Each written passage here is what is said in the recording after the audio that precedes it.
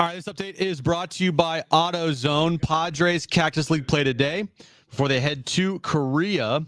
Last time we had a score here, they were beating up on the A's, and yeah, they're still beating up on the A's, 8-0. Top of the fifth inning there, Joe Musgrove.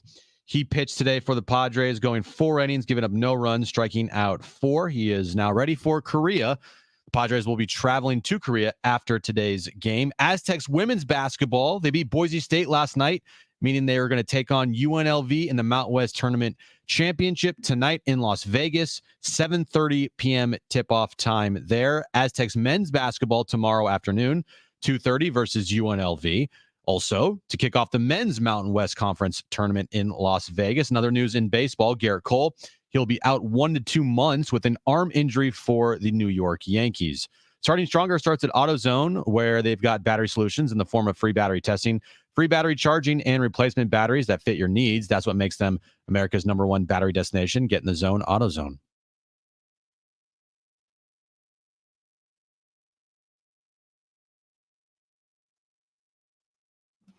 All right, San Diego and Southern California, what's going on? This is hour 1 of Jon and Jim. We have a very good show for you. Of course, we'll talk about Dylan Cease. That name has popped up over the last 24 hours. White Sox ace, potentially on the move. Could San Diego be involved or not? Scott Miller, New York Times, will join us at 4 p.m. We'll talk about that. He does a great job on baseball, obviously. Mark Ziegler, we could talk about the men getting underway tomorrow and the women playing for a championship at Thomas and Mack, like Jim just said. Mark will join us on his way to Las Vegas coming up tonight at 5:30. I actually want to start just briefly, because it hits on a point, on Jurickson Profar, who left the game. Yes. Turn your mic on. I know. Left the game due to precautionary reasons, limped off. Apparently, we'll see. We'll see the extent of his injury. Hopefully it's nothing. But it proves the larger point, which is play with fire, you can get burnt. They are in a very precarious spot in a number of positions, including their outfield. Jurickson Profar is not making their season, but you need outfielders. Right. And he's the presumed opening day left fielder for the Padres. He's playing today. Shoot, he was 3 for 3 today against the A's before getting hurt. That's the situation that they're in, where one injury feels like it could be extremely damaging for the Padres to start the season. Now, they have a week. Hopefully he's all right. I don't know the full extent of this lower body injury that he apparently suffered. He limped off initially, then walked off and left the game against the A's. But it's something to consider. You're going in thin. They didn't fully address outfield. Have to stay healthy. Simple as that. And we'll see if they have through spring training or not. Their margin for error on everything is very slim. Yes. Very slim. Jurickson Profar, like you said, it's not a make or break for this season. But if a starter, which we all presume that he's going to be or was going to be, depending on the severity of this injury, I don't know if it's like bad a lot. I don't know. He was going to probably be the opening day left fielder of this team. If any starter goes down with any type of injury for a prolonged period of time, there's not a lot behind them. A couple days, you can deal with it, right? Spot start here and there. Of course. Hey, someone misses a week, so be it. Yep. But if there is any, and I mean any major injury to any one of these 9 starters, that's a problem. Their bench is not good. I would probably, just on paper, they could change, but just on paper, as of right now, one of the worst benches in baseball. That's just like it's on paper. That's just a fact. Okay. They can't afford to have any injuries in their starting 9 for a long period of time, or you're going to be in trouble. That's just how I see it. No, I completely agree with you. So it's at least something to keep an eye on. But again, they kind of like when you ask for trouble, sometimes you get in trouble. Now, this isn't the finalized roster. And it's 2 games in Korea, and players will get cut at the end of spring training. And maybe they make changes to their outfield. Maybe they still make a signing. But leaving for Korea, it's not the best omen that you lose Jurickson Profar here today, but hopefully it's nothing beyond leaving a spring training game because of precaution. Now, this Dylan Cease thing is interesting. It's not something that's nobody's saying, hey, this is happening today, or the Padres are absolutely going to trade for Dylan Cease. But, Ken Rosenthal yesterday wrote about the fact that White Sox scouts were scouting spring training games of the Padres. And then John Morosi does a nice job at MLB Network, followed up today saying, yeah, the White Sox are having trade conversations with the Rangers and the Yankees. And oh, by the way, I can report the Padres have also been involved. Doesn't mean they're involved today. They have been involved in talks. Dylan Cease is 28. He's controllable for 2 years. He's coming off a down year. His 2022 was unbelievable. He was second at Cy Young voting. I mean, look at the numbers. They're gaudy. He had a 2.2 ERA. He throws 100. His stuff is electric. His fastball is unbelievable. Plus, arguably. So he's an ace. He's available. The White Sox lost 100 games last year. They have a new GM. The Padres, to some extent, have been involved.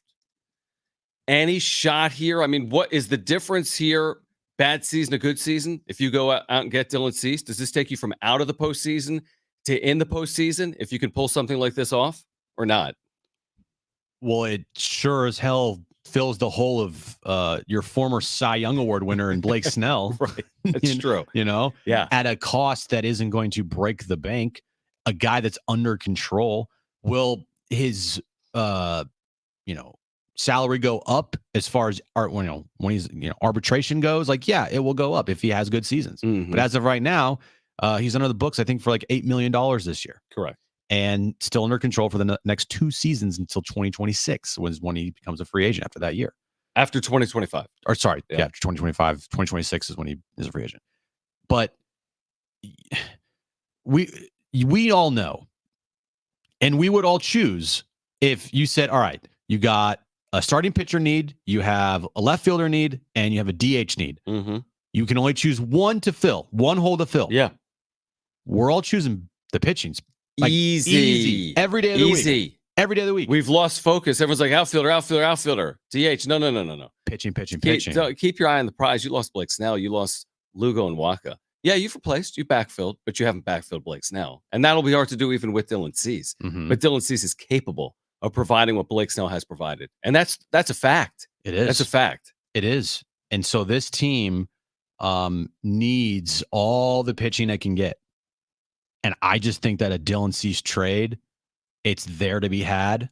Now, again, what are they willing to give up? We don't know. Are they not willing to give up any of their top prospects? Are they sitting there thinking to themselves, we can't even just add another $8 million? Not only do we not want to add another $8 million to this payroll, we also don't want to add money while giving up top prospects to do this.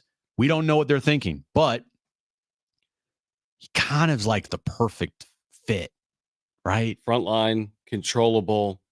He doesn't make a ton. Perfect fit. Now, the return, to your point, is a significant return. I mean, what do you guys think? 877-767-4760. Are you moving heaven and earth for Dylan Cease? Are you only moving heaven? Are you moving earth but not heaven? Like, are you how all in are you willing to go with your prospects to acquire him? I think it's less about the money and more about the players. I also think what's very telling is the Yankees and Rangers are in on him, which makes it harder for the Padres. Why? Yankees and Rangers are in position to potentially win World Series. That's their expectation heading into the year. Is Preller positioned with his chip, so to speak, to say, I need him to go win a World Series?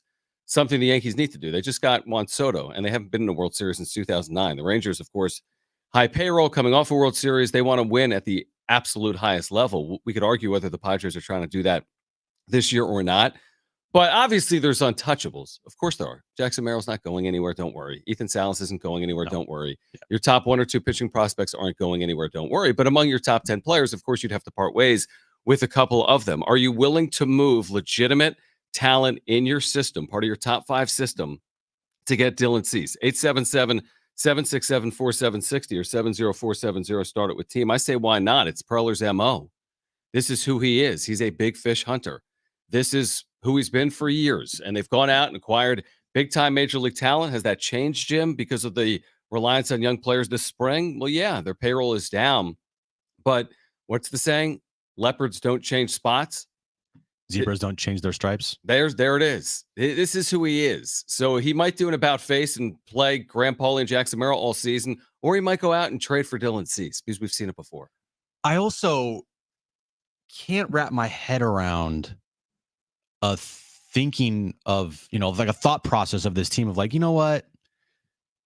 We don't really expect to win this year, but if we win, that's great. Right. Like, hey, we're going to throw out what we have and see what we got. And hopefully we can get some good seasons from some guys and maybe overachieve a little bit. I just can't wrap my head around that, knowing what Eric Casenda said about AJ Preller and the direction of this team in the future here being so uncertain. Why would, and also guys in their prime on big time contracts getting older? Like, I can't wrap my head around the thought process of still not wanting to try to go for it. Like, if you're not trading for Dylan Cease because you can't get a deal done because of the prospects and, whatever you're willing to give up is not what the White Sox want and all that's like, I understand that. But if you're not doing this because you don't expect to win this year, or you don't have like these grandiose plans of winning, so like we're not the Yankees or the Rangers, right? I can't wrap my head around that, man. I really can't, especially with where the Padres are at in their franchise history, and with AJ Preller, I guess on a hot seat in my mind. But here, let me ask you this: I agree with everything you just said, but is it the smart, prudent play? It's like all poker players know. If you just keep chasing, I mean, you're not making the proper decision. You can't solely play aggressive poker and win poker. There are times to play aggressive. There are times to be all in or 3/4 in or half the way in. There's other times to be cautious and fold and wait and be precise. That's not really who the Padres had been under Peter Seidler. Now, has that changed? Yeah. Their payroll is way down. It's very hard to sell to me that with a lower payroll, you're asking for the same level of return on the other side. Like, how can you go into the season with your $150 million payroll and say our expectations are identical? That doesn't seemingly make sense. And also, how can you start a rookie center fielder and be willing to be patient with that center fielder, but also say we have to win and we have to win right now? So there's some things that are going in opposite directions. It's what it feels like, at least from here. Now, nobody's saying it's impossible. This isn't a team that's supposed to win 60 games. So the margin is thin. Like you started the show with, the margin is thin, not just for Profar, not just for the outfield, for the Padres. The margin is thin heading into 2024. And guess what happens if you get Dylan Cease? That margin is less than. Becomes a little wider. It's fatter. A fatter margin. That's right. pH fat. Yeah, it would be. Yeah. Also, you could say it's a FAT fat too. Right. We had a caller, I think 2 days ago. Matt. And he brought up the point about, look at 2022, that lineup with, where they got to, which was the NLCS compared to this lineup, and everyone's freaking out. You could make an argument, if you want, that this year's lineup on paper is better than 2022's lineup in the postseason. But here's the difference. That team had a front line of Musgrove, Darvish, and Snell. Now, King could turn into a good pitcher. We just don't know yet. But if you added Dylan Cease to this rotation, guess what? You have now kind of given yourself a little wiggle room with who you're throwing out there in the lineup every day to, occupy left field and be your DH. And if you have another down year from whoever's at first base, right? Sure. And if someone else has a down year that was maybe expected to be good, like if you have elite frontline pitching, you can afford to have some of those, people in the lineup that might not be that great, because winning games 2-1 is just as good as winning games 8-7. It's interesting you say that, because we talked earlier today on the wrap-up show, and something I didn't say that I was thinking, which is you build teams for your ballpark. You play to the strengths of what occur. Like, I'll give you an example. Go look at the history of Petco Park and tell me how many times the Padres have finished in the top 10 in baseball in OPS since the ballpark opened 20 years ago. I'll do the research for you without looking. It's one time. Okay. You know what I mean? It was 2020 when they started in July, right? I mean, who disagrees with that? It's happened 1 or 2 times, maybe. This proves the point. You win games with good starting pitching and holding leads. That's how the Padres win games. You don't win games 10-9. You could pretend like you win games 10-9 because you have Manny Machado, Fernando Tatis Jr., and Juan Soto, right, over the recent years, no longer. But the truth is that's not how they're built to win. It's a little bit, I'll use like San Diego State basketball. I'll flip it over there. You can acquire all the offensive talent you want in the offseason. You know how they win? Defense and rebounding. I'm sorry. That's what's going to play out. It's the calling card for San Diego State. It's worked routinely, and they're not going to outscore UNLV tomorrow 100-98. They're going to beat them with rebounding and defense. I'm pretty convinced of it. Same thing with the Padres. Your strength should be pitching, which is interesting because they spent so much acquiring position players. Now, you could argue you should overpay for position players like the Rockies should overpay for pitching. You can't get position players unless you overpay or develop them. But at the end of the day, the Padres should be built on pitching. They play at Petco Park. It's hard to hit there. That's the calling card to win. Yep. Pitching, defense, a good bullpen. Yep. And they've had good defense a lot. Yeah. And they've had good pitching a lot. Right. I think last year I think that team was built to try to outslug people. Yeah, they got a little cute, maybe, thinking you can do that, but it's hard to do. Yeah. And in a different ballpark, maybe it works. Maybe it works, yeah. Maybe it works. But and it means Juan Soto still had a fantastic year. He did. It was but there was that one game which was kind of propelled the Diamondbacks onto their season, and then the Padres, it kind of put them down in a path that turned out to be what it was. Remember that 4-game series here at Petco against the Diamondbacks, and the Diamondbacks took 3 of 4? I do. And I think it was game 1 of a doubleheader on Saturday. When Soto flat out to the warning track? Bases loaded, or maybe the bases were loaded. 2 outs. 2 outs. Soto flies to the warning track. That's a home run in a lot of ballparks. We could have looked. It was probably like 25. And everyone's like, are you kidding me? Right. Everyone's like, how did that not go out? Yeah. It was a ballpark. How many times last year did you use the word marine layer? A lot. A lot. I was using it in July. Yeah, I know you were. And you'll probably use it in April. I'll use it in Korea. Yeah. Yeah, March. At the end of this month, the 28th. Exactly. No, the 20th I might use it. You might, find out how to say Korean. I say it in Korean. Yeah. I'll use it in a dome in Korea. Exactly. And that's why yesterday I was like, maybe Jackson Morrell might work here at Petco just because of the type of hitter he is. He's not a prototypical power hitter. So the Dylan Cease thing, will it happen right now? Yeah, I'm not. We're not on here being like this thing's getting done. But John Morosi said, they had talked to him, and Ken Rosenthal said that they're scouting, and because it makes so much sense, and because if he came here, and you had a rotation of Cease, Darvish, Musgrove, King, and Waldron or Brito, and you also have that extra starter just in case something happens with Waldron and Brito. I mean, what is that? In baseball? That's like a top 5 rotation. I would match that up against the Dodgers. Yeah, because the Dodgers, the interesting thing is everyone wants to talk about health, but Yamamoto's never pitched in the big leagues. Glasnow's never healthy. And this is what has plagued the LA Dodgers for 2 consecutive Buehler hasn't pitched in how long? Exactly. 2 consecutive postseasons, they've been out-pitched. Their starters have been beaten. San Diego and Arizona the last 2 years. Yeah, they can spend and spend and spend. Ohtani ain't pitching this year. He's just not. Yeah. So it's a fair point. Now, again, nobody's saying the Padres are the Dodgers. We've said for 6 months they're not. Right. But you get to a postseason and you have Dylan Cease, and you have a healthy Joe Musgrove and/or Yu Darvish or both of them. I'll take my shot. And the argument to get Dylan Cease here and having to give up a top prospect is this: whatever top prospect you give up, most likely a pitching prospect or 2, or 3 prospects, or however many prospects it would take to get a Dylan Cease. I don't know. We'll probably find out here in the future here because it sounds like one way or another he's going to be traded for something. Right. But let's just play the game of all right, this guy for this guy. Mm-hmm.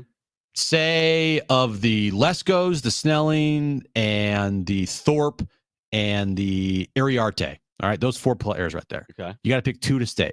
All right, pick 2 to stay, 2 to go. Right, I have no idea. The Padres would have to then decide, all right, we have to pick 2 guys here that we believe in the most that will project to the big league level in our team, and hopefully the White Sox aren't going to want those 2 guys. And if not, then we're going to have to figure out different ways to do it. But just say you trade away, I don't know, Snelling and Lesko. I'm just using this as an example. And then another prospect. When's the earliest that those 2 pitchers that I just named would be able to contribute at the big league level in a big way for this team? 2026. Okay, 2026.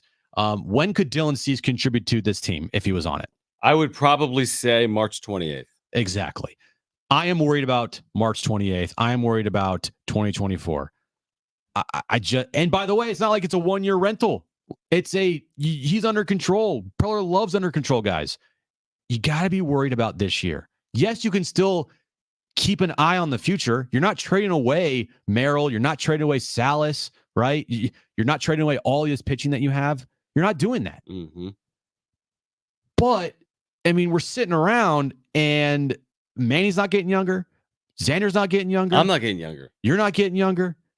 Darvish isn't getting younger. I mean, Musgrove, what are you waiting for? What are you waiting for? And but here's the other thing. I'm not Mr. Go make a move for marketing. I'm not, because I think it makes the team better. But you've done absolutely nothing all offseason. Is it the worst thing in the world to make a real legitimate crack at something this offseason? again, we're not saying go take on $40 million of payroll. We're not saying take on $40 million of payroll.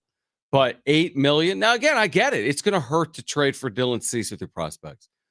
But again, I look at it as like a Juan Soto light trade. You knew it was going to hurt to trade for Juan Soto. You thought it was advantageous to acquire him, and I agreed with that decision. I would say the same thing about Dylan Cease. It's going to hurt. It's advantageous if you can go get him, and it makes you better than you are right now. That's the point of trades. You made a good point on the wrap-up show today. I did? You did. Of the last, 3 years here, when they've traded for Snell, Musgrove, Darvish. What have they lost? What are you missing, folks? I don't even remember who they traded for Musgrove. I have no clue who they traded for Darvish.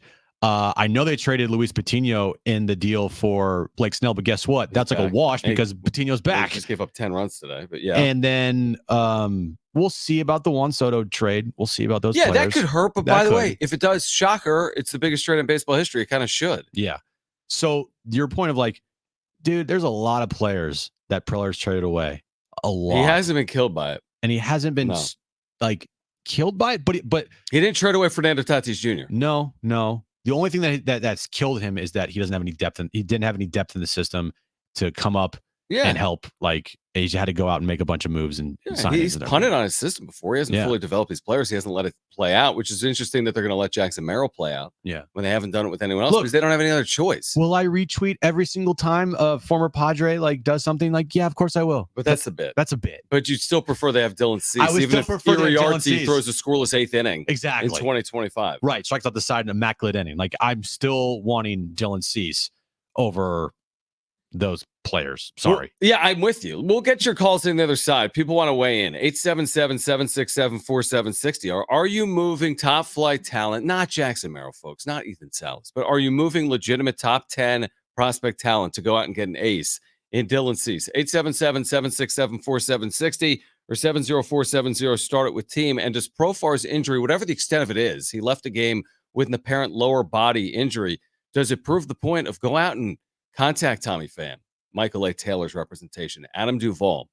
We're just underway. Scott Miller, New York Times, will talk to us about this Korea series coming up at 4 p.m. Mark Ziegler on his way to Vegas will join us at 5:30. It's Jon and Jim.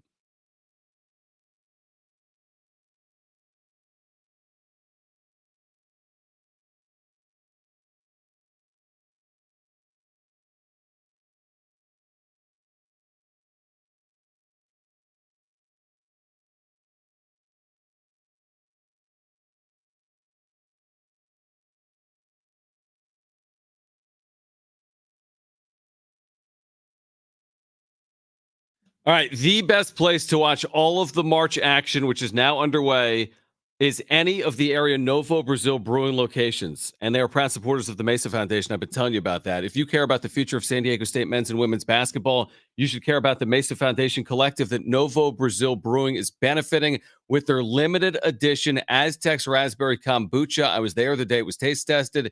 Jaden Ledee, who's going to be an All-American. Lamont Butler, obviously hit the shot. Micah Parrish played in the national championship.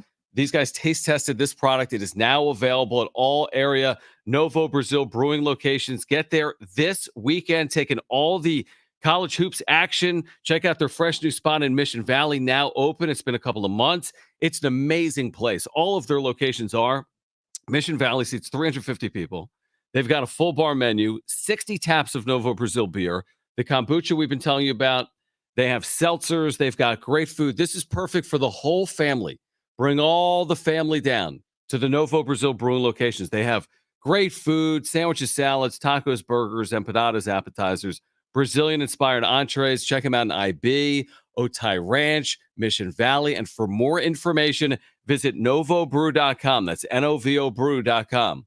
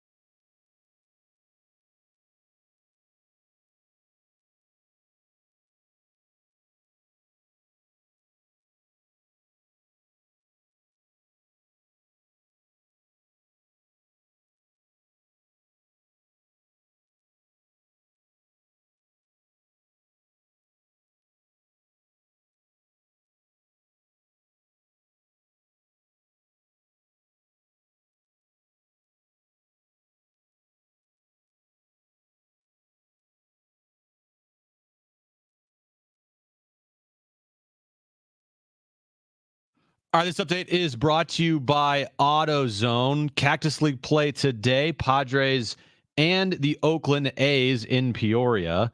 This game is a wild one. It's 12-9 Padres. It was 8-0, your last update. I know. 9 runs were scored in the 6th inning. What? Yeah. Okay. But the only thing that matters in that game is Joe Musgrove. 4 1/3, gave up 1 run. Looks like that run, it was earned. So 5 strikeouts. Luis Patino and Adrian Morhone both pitched 2 innings, giving up 8 runs total to the A's. Yikes. Jackson Merrill had another hit today, bringing his spring training batting average to 351. Wow. He's on the plane, John. He's on the plane. Maybe right now. Maybe. Moving over to Aztecs women basketball tonight, after they beat Boise State last night, they're now in the Mount West Tournament Championship as they'll take on UNLV. 7:30 tip-off time in Las Vegas. The men's basketball team will take on UNLV as well tomorrow afternoon. 2:30 is when they tip off there. You can listen to that game right here on San Diego Sports 760. And other news in baseball, Garrett Cole, he'll be out 1 to 2 months with an arm injury for the Yankees. Yikes. Starting Stronger starts at AutoZone, where they've got battery solutions in the form of free battery testing, free battery charging, and replacement batteries that fit your needs. That's what makes them America's #1 battery destination. Get in the zone, AutoZone. Why'd you say it like that? I don't know.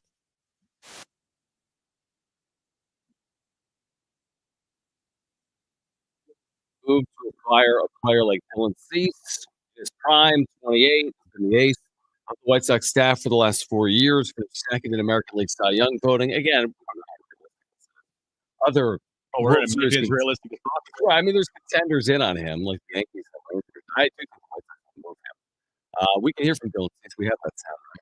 We'll hear from him coming up in a moment. But let's go to the phones if you want to weigh in. 877-767-4760. Dave, thanks for your patience. You're on with Jon and Jim. What's going on, man? Hey, thanks, guys. Yeah, to just keep going on what you're talking about here. Yeah, they could use Dylan Cease. No question about it. The problem is you got the Yankees who are now gone into team desperate because Garrett Cole's out for a couple of months. The Rangers, because of their financial problems with the Bally's contract, they passed on Snell and Montgomery, so they're kind of desperate as well. So it boils down to, who's got the best package between the 3 teams. That I have no idea, because I have no idea about the Yankees or the Rangers or what they might give up. But having said that, guys, can we put one conversation to rest here? I keep hearing about we don't understand why the Padres aren't spending money, and we know why the Padres aren't spending money. And it's Ben, John, you alluded to it the other day when you talked to Fletch. You've got a $60 million hole that's not been filled. It's not being filled anytime soon. We know by the reports in Forbes, Sports Business Journal, what have you, the spending that the Padres did in the past was based on the $12.5 billion contract that they had with Bally's. That's now gone. So everything drastically changed to the point that even last year, before Peter passed, he was already talking about downsizing because they had to. That money, guys, is so significant that was lost. Let's put this notion to rest that we don't understand why. We know why. They've got a big, big hole in the budget. It's not been patched, and it's not being patched anytime soon to that extent. Thank you, Dave. Who's saying, Dave, we know. We say the exact same thing, and you've called in and said that. We didn't say at any point in that first segment that, hey, why aren't they doing it? We said, are they willing to take on $8 million? By the way, Dave, they will sign another player again in the history of the franchise. They will spend another dollar. Yeah. So I don't know what extent they're willing to go. I don't know if they're doing it in 2024. I don't know what their motivation is. We know, but we know the TV contract. It's not great. Yeah, and I don't know how much they're going to spend. I'm with you. And maybe the $8 million for Dylan Cease is too much. But I don't. Okay, so what isn't too much? They signed Jurickson Profar, Yuki Matsui, Wusa Go. But guess what they are doing as a franchise? They are spending $20+ million on Gallagher Square. So say what you want about them not spending money. Just stop Gallagher Square now that Cease is available and use the last $8 million of the renovation for Cease. Right. So this franchise is spending money. It's just they're not. Yeah, I get it. Less than they spent last year. It's true. And also the reason they're not spending money is not just because of the TV deal. It's because they're trying to reset the CBT. Right. And that is such a hard number that they're trying to stay under. And with however much money they have left to spend, I said at the beginning of the season or beginning of spring training, Mm-hmm. if they had X amount of dollars, say they had $20 million left to spend, they're not spending $20 million because they're going to keep some wiggle room in case they have to make trades at the trade deadline to add payroll. Right. So they're going to keep some amount of money for I agree. The inevitable if they're in it to trade for players to bring on some money. Mm-hmm. So maybe realistically instead of 20, it's like maybe 10. I don't know. Nobody knows. We don't see the books. The only people see the books are Casenda and Grupner. Right. So like, yeah, we know about the TV deal. It's not like it's old news. We're moving on. We know about it. Yeah, I mean, it is obviously a storyline. Maybe it's the most significant storyline entirely of the offseason. I mean, they did it with actions, not even words. The Soto trade is all you needed to know. And by not doing They anything traded him after the away. Soto trade. Yeah. And so, right, twofold. The action of trading him, the action of not taking on any real salary since then. But I don't think that prevents them from doing anything ever again. Mm-hmm. Like, I don't think it prevents them from, all of a sudden, Tommy Pham wants to sign a 1-year deal for $5 million and nope, can't do it. No, they're going to make another major league move. I don't know the next time they're going to do it. I don't know if it's before this season or not, but yeah, okay, we get it. Their payroll's down $100 million. How are they going to overcome that? It's a lot of money. It's a big drop. We've talked about it. Biggest drop in baseball. No, they don't have the lowest payroll. Nowhere near it. Yeah. Middle of the road in payroll. The biggest issue they've stumbled into is they've tied up a lot of their money in like 4 people. Yep. So a combination of lowering the payroll and not being diversified. It's not a portfolio, but they got it's like you have like 4 stocks. They don't have 400. They have 4 stocks, like these $30 million players. That's what they're invested in. Yeah. The Xander contract, depending on how he plays and performs, is the contract that has made things very difficult. Yes. It's not the Manny contract. It's not the Tatis one, or it's the Bogarts contract. Because I mean, you had your shortstop with Ha-Seong Kim. And if you re-sign Ha-Seong Kim, you're not signing to a $250 million plus contract. Right. You have holes at left field, DH. You don't think they could have used that money on one of those players if they didn't have Xander Bogaerts on this team? Like, of course. So when they have that much money tied up into so few players, we talked about it a couple weeks ago. It's like 6 players are making like $110 million total. Maybe more than that. Yeah, no, I think it's more than that. Or it's fewer players. Fewer players making around 110, 120 million. Let's quickly do the exercise. About 31 for Machado with his extension. About 27 for Tatis per year. There's 58. 26 for Xander. 26, that's 84. 20 for Joe. That's 104. Like 17 or 16 for you. That's 120 and 5. That's 120 and 5. And your payroll's 150. Yeah, and the contract for Cronenworth is 10. There's 1/3. So again, you got 10 guys earning something and 16 guys making nothing. That's basically what the roster is. Yeah. I mean, if we looked at it dollars and cents wise, you got 8 guys making money, and you got 15 to 20 guys making nothing. Jeff Sanders has a great today. Yeah, we went through it. There's going to be 6 rookies on this team. Yeah, 6 rookies. Now, a couple of them have played professionally overseas and are getting paid more, like Matsui and Go. Right. But there's going to be 6 rookies on this team, if not more. It's always fun to watch or look at Jeff Sanders' like breakdown because he does a great job at like putting out the tweet of like everybody's current money payroll, right? And you're like, oh yeah, 26, 30, 0.5, 0.6, 0.4, 0.7. You're like, oh, I know. Jeez. Let's hear. This was Dylan Cease yesterday. So he's in spring training. The Getz he's referring to is Chris Getz, the GM of the Chicago White Sox. I mean, he's gonna get traded. Just listen to this and tell me he's not going to get traded. Right. Trade speculation was going on again. Were you aware of what was going on? Yeah, Chris called me in the morning and kind of gave me a heads up, but yeah. A heads up of that. Just said there was rumors going around, pretty much. Okay. Yeah. How do you? I mean, I know you have your own way of kind of preparing, but how do you keep this stuff out, or you just not pay attention? It just is not something that's really that big of a deal. I mean, it's I guess it's out of my control, and really, I just want to perform, like I've said. And either way, I mean, I don't know. I just don't really view it as a negative. Were you thinking you might not be starting tonight, or no? That never crossed my mind. Okay.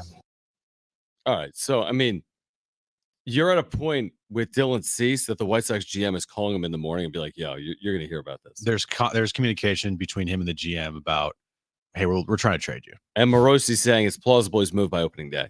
And as a professional athlete, for him, he's probably just like you heard him there. Like, I'm trying to worry about myself. Right. But you didn't hear him double down on I don't want to go anywhere, or this is home. No.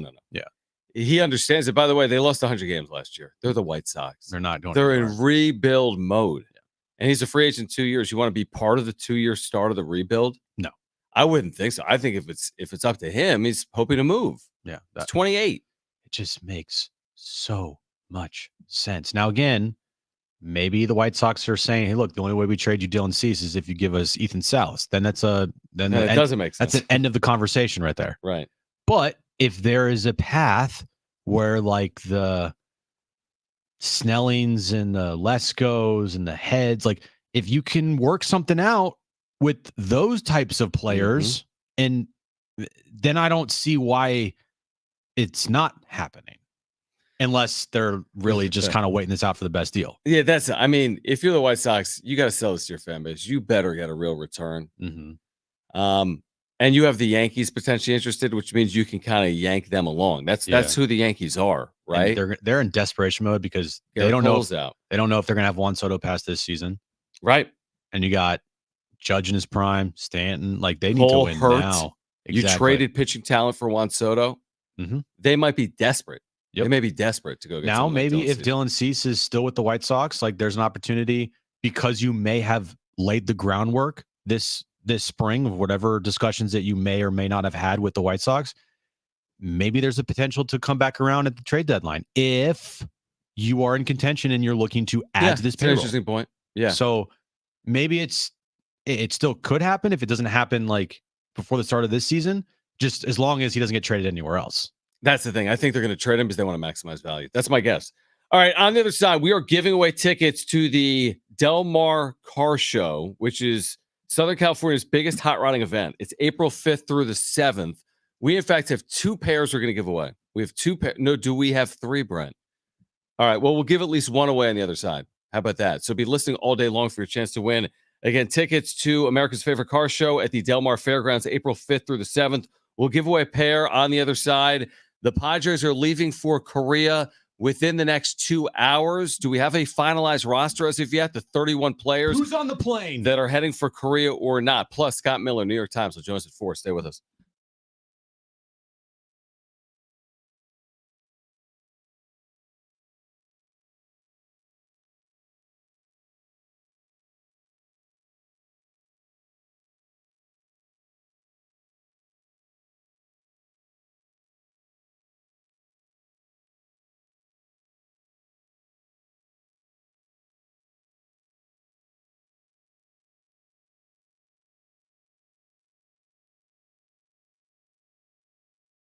All right, I'm going to be frank with you. Almond RX packs are becoming a part of my daily snacking routine. Like I'm finding a way because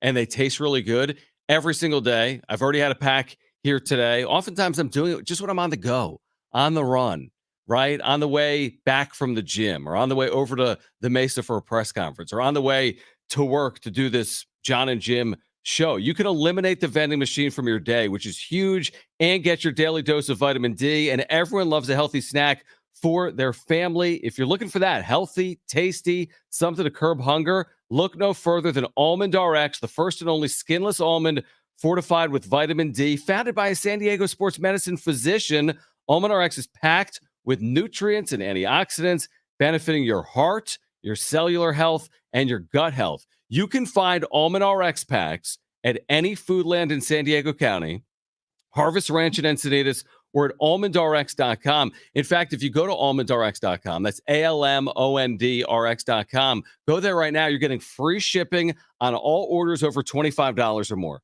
Free shipping right now, almondrx.com, all orders over $25 or more. Eliminate the vending machine from your daily lifestyle. Curb hunger. It's perfect for the on-the-go lifestyle. Check them out, almondrx.com.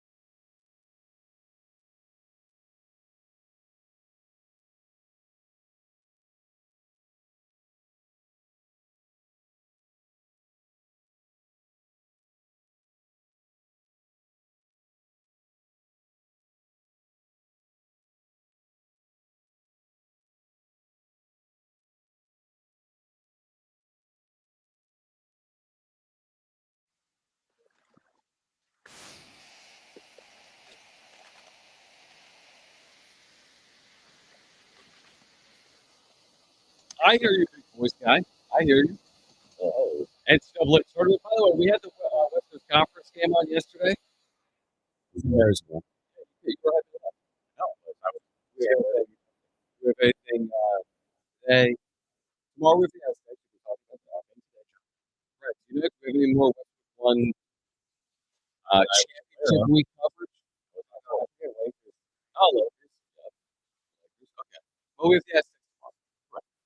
2:30. Yes. Teddy on the call. Pre-game 2. Jim's playing.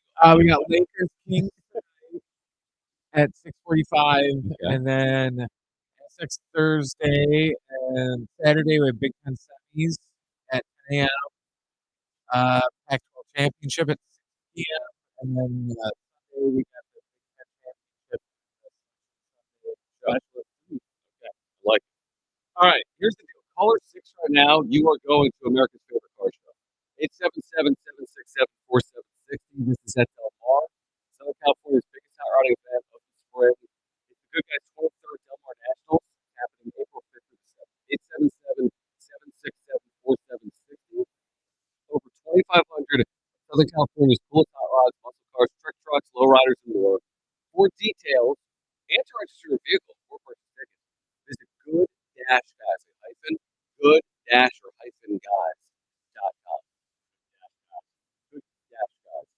877-767-4760. Caller 6, they are yours. If you don't win right now, we'll have more tickets for you later in the show. So, listen, I'm not waiting on bated breath on Dylan Cease. I don't think anyone really is, honestly. It's just there, and it just fits perfectly, and it makes too much sense. Doesn't sound like Dylan Cease is waiting on bated breath, right? It just makes so much freaking sense, And it just sucks because the way this team is constructed right now, with the limitations and spending money, if you added a Dylan Cease and then sign like a Tommy Pham, I mean, you're not adding a bunch of money there. You're adding $8 million. Now you have to trade away probably some pretty high prospects. Right. Okay. But as far as salary goes for this season, you're adding $8 million and what Tommy Pham? 6, 7. Yeah, you're right. It's not. You're not adding like $50 million. Yeah, That you would have to sign Blake Snell or something. Right. Staying with the CBT. It works. It's just like it's much easier said than done. I know that. Much easier. It's like almost like fancy baseball. Right. But it's there. It's there. You can see it. And if it happened, it wouldn't be like a super unrealistic thing like if Blake Snell were to come back. Right. Well, what is this text? 70470 start with T. I assume we're referring to Snell here. Because why give up capital for Cease when you can get the same guy for free? If you're talking about, hey, Snell had a nice year, Cease has had nice years, they're both in their prime, one's free agent, one is under contract. There's a big difference. Davis, I'd say $20 million a year is the difference. Snell's going to get 20 something mil, Cease isn't. So Cease is capital plus 8 equals Cease. Snell is 100 and something million bucks to get Snell. So he's not free. And I'm assuming that's what we're talking about. I don't know who else you'd be referring to. Yeah, I can't think of anybody else. Is he saying it's already in house? They're good to go? I mean, they don't have Blake Snell anymore. Michael King might be a nice addition. But look, the in-house pitching I was prospects. saying Bauer. Stop Bauer. Stop. The in-house pitching that they have could be good. I think Johnny Brito has worked his way into this rotation. I think Matt Waldron has definitely worked his way into this rotation. Michael King is in this rotation. I haven't really seen much of him this spring, honestly. Maybe it's been good though in his pitch. Maybe so they have some nice pitching. But again, like if any of those pitchers I mentioned don't do well, or if one of them gets hurt, like there's the depth behind them is not ready.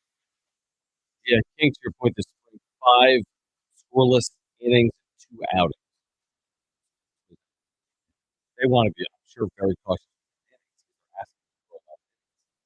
It's just, I know trades are hard to make. I just know AJ Preller has what it takes to get deals done. Right? It all comes down to what he would be willing, or what he's willing to give up for a talk to Scott Miller about it. Like, what's the market like right now for Dylan Cease? Is it realistic he ends up in San Diego? Is he being moved before the Jack? Yeah, why is that? No, we have tickets to the Shamrock St. Patrick's Day Music and Beer Festival. We'll give away the 4 o'clock hour. Scott Miller, great baseball voice, writing for the New York Times. Join us on the other side. To kick off hour 2.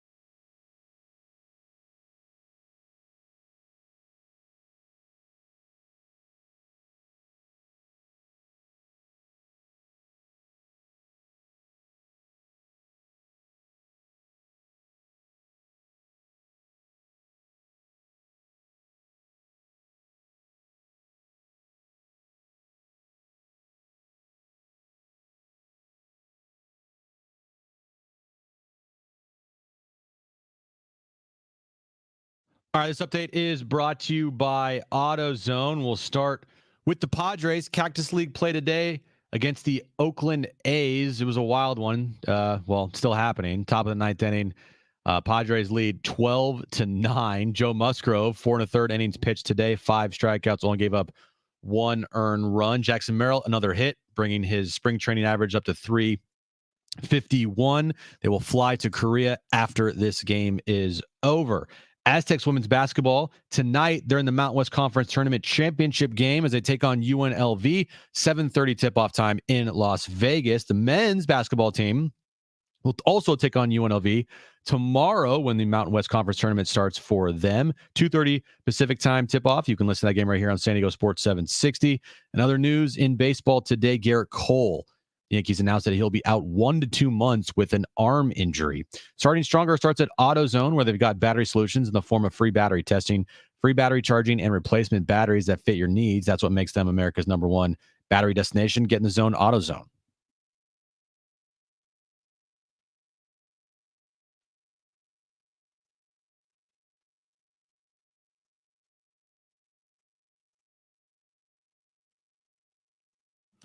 All right, San Diego and Southern California, what's going on? This is hour 2 of Jon and Jim. Did you know, Jim, this hour, one of our listeners will win a pair of tickets to Saturday's Shamrock St. Patty's Day Music and Beer Festival. I did know that, John. That's a true story. Yes. We also have still another pair of tickets giveaways to the Del Mar Car Show in April. Okay. We also have, but wait, there's more.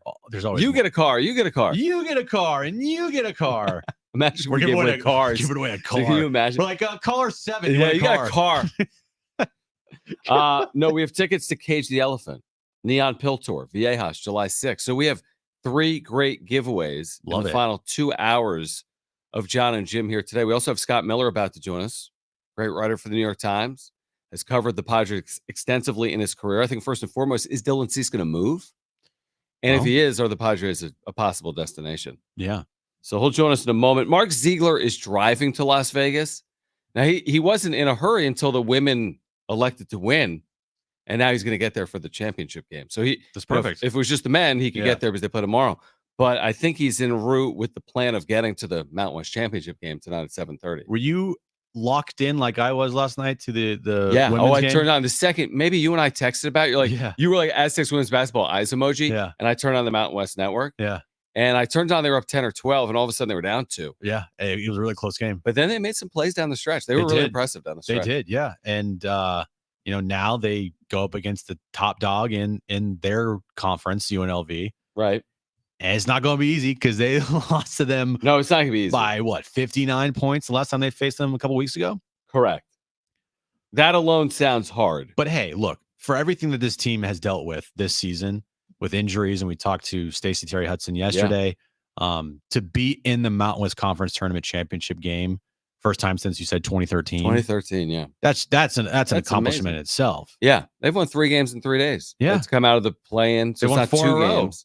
Getting back to the regular season. Right. No, they've played good. I mean, they have 22 wins. Now they're taking on a top 25 team tonight in UNLV.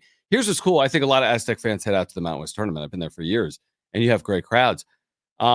But typically you don't get this close of an overlap where the women are playing on a Wednesday and the men are on a Thursday. So people traveling today now have the opportunity to go see the women play. So the crowd should be larger tonight for San Diego State too. I'm sure UNLV should have a really good crowd. Yeah. Home team in Vegas. I'm sure there's a few thousand people in the building. Yeah, it should be a good crowd tonight for the women's championship. And I'm definitely going to tune in and watch it. Me too. Yeah, that's on CBS Sports Network tonight at 7:30. We'll see if we can connect with Scott Miller while we're talking Mountain West basketball. 5 teams are in the NCAA tournament. All right, we'll try to connect with Scott. 5 teams are in the NCAA tournament because Colorado State won a game today. They were kind of like, they're definitely on the right side of the bubble. They didn't want to lose to San Jose State. They won today. So here's who's in my opinion. I'm not the committee, but I should be. San Diego State, Utah State, Nevada, Boise State, and I think today Colorado State has punched their ticket. Now, New Mexico's playing in a moment against Air Force. They need a win or 2 at least for consideration. And then there's UNLV. Can UNLV win the conference tournament? Now, Aztec fans don't want to see that because the Aztecs take on UNLV tomorrow at 2:30, and San Diego State something like a 2.5 or 3-point favorite. But 5 teams, Jim. I mean, we saw 4 last year, 4 the year before. 5 would tie the most in the history, 25-year history of the league. I'm saying 5 teams are in.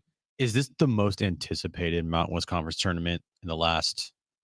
Name me another time.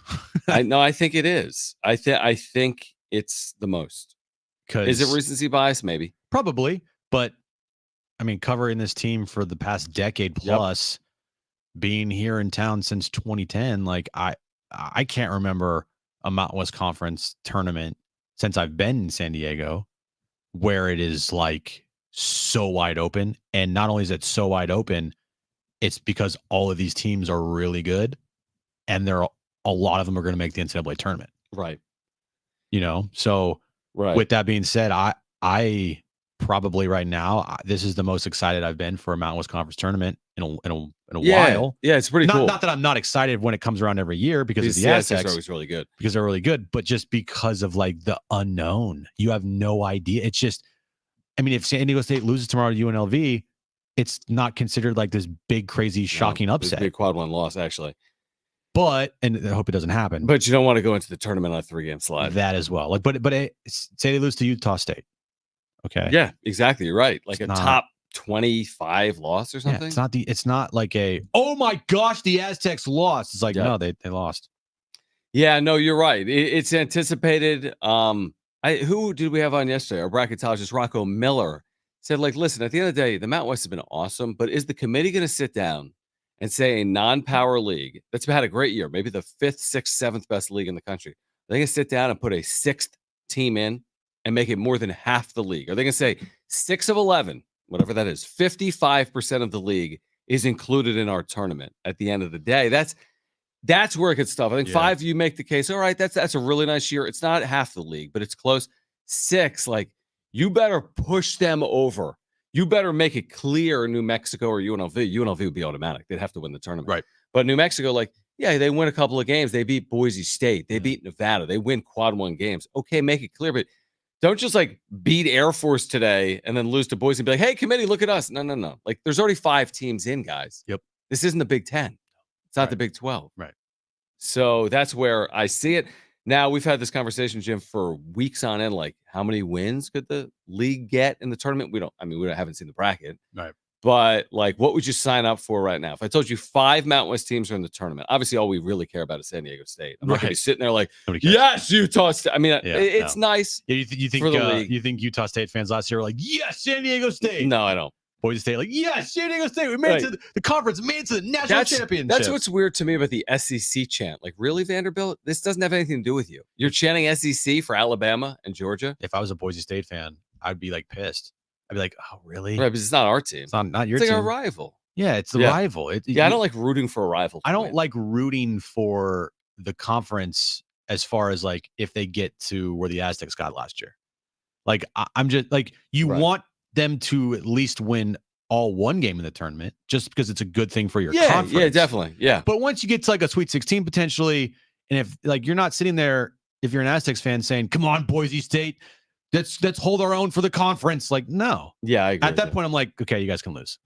Yeah, no, I agree. I think it's like, I'm not going to, I completely agree with that. So anyway, Mountain West tournament. How many wins do you think, though? Because I know you asked me that question. I kind of went off on the tangent. Right. So for the league, I mean, I think I would take, honestly, if someone told me, Jim, right now, and we always use the half over under, but like if you told me 3 wins for the league, say, hold on, 3.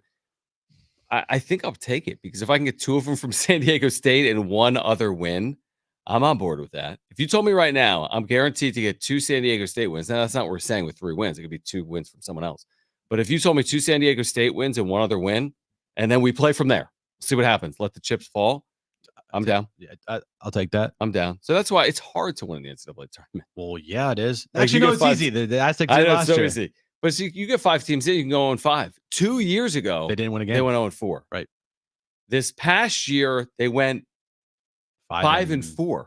Well, up until this past year when the Aztecs kind of blew that door down and knocked it off, and they went to the national championship, how many years in a row was it before the Mountain West Conference like won a game in the tournament? They lost. They were on a losing streak. It was like 9, 10, or 11 consecutive games for the league. They were somewhere in the Nevada had made a Sweet 16. Mm-hmm. Remember that? Yep. The Martin brothers.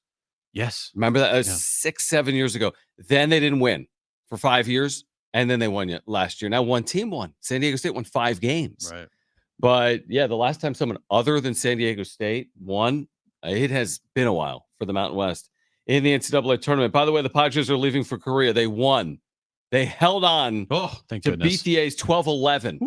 12-11 today in Peoria. Not great for the run differential, but you take the W. You'll take it. Cactus League is over on March 13th for the Padres. They still will play exhibitions in Korea and back home in San Diego before embarking on the real start of the regular season, on the mainland. But they do play 2 regular season games in Korea. There's a lot to get into with Scott Miller, who covers baseball for the New York Times. Of course, has covered the Padres for a good bulk of his career as well. Scott, it's great to have you back with us here on Jon and Jim. If we could, I wanted to just start with Dylan Cease. I mean, is it your expectation, not even from a Padres perspective, but do you expect Dylan Cease to be moved?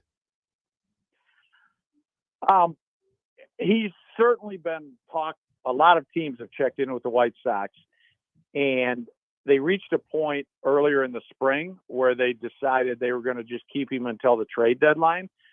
Now some teams have reengaged because, as you know, the Yankees look like they're going to be without Garrett Cole for the first month or 2 of the season, and maybe they're very worried that it's going to be a lot longer. Texas, defending world champions, Max Scherzer's not going to be ready for opening day. Jacob deGrom is not. Tyler Mahle is not. And they had not, aside from Blake Snell, Jordan Montgomery's out there on the free agent market. And the he helped pitch the Rangers to the World Series last year. They haven't re-signed him. So what this all adds up to is, while the White Sox 2 weeks ago were prepared to keep Dylan Cease and basically planned on we'll revisit this at the trade deadline, all of a sudden there's a lot of urgency, as there often is late in spring training once injuries pop up. And the Yankees really need to figure something out with Garrett. This bombshell news that Garrett Cole is not in good shape.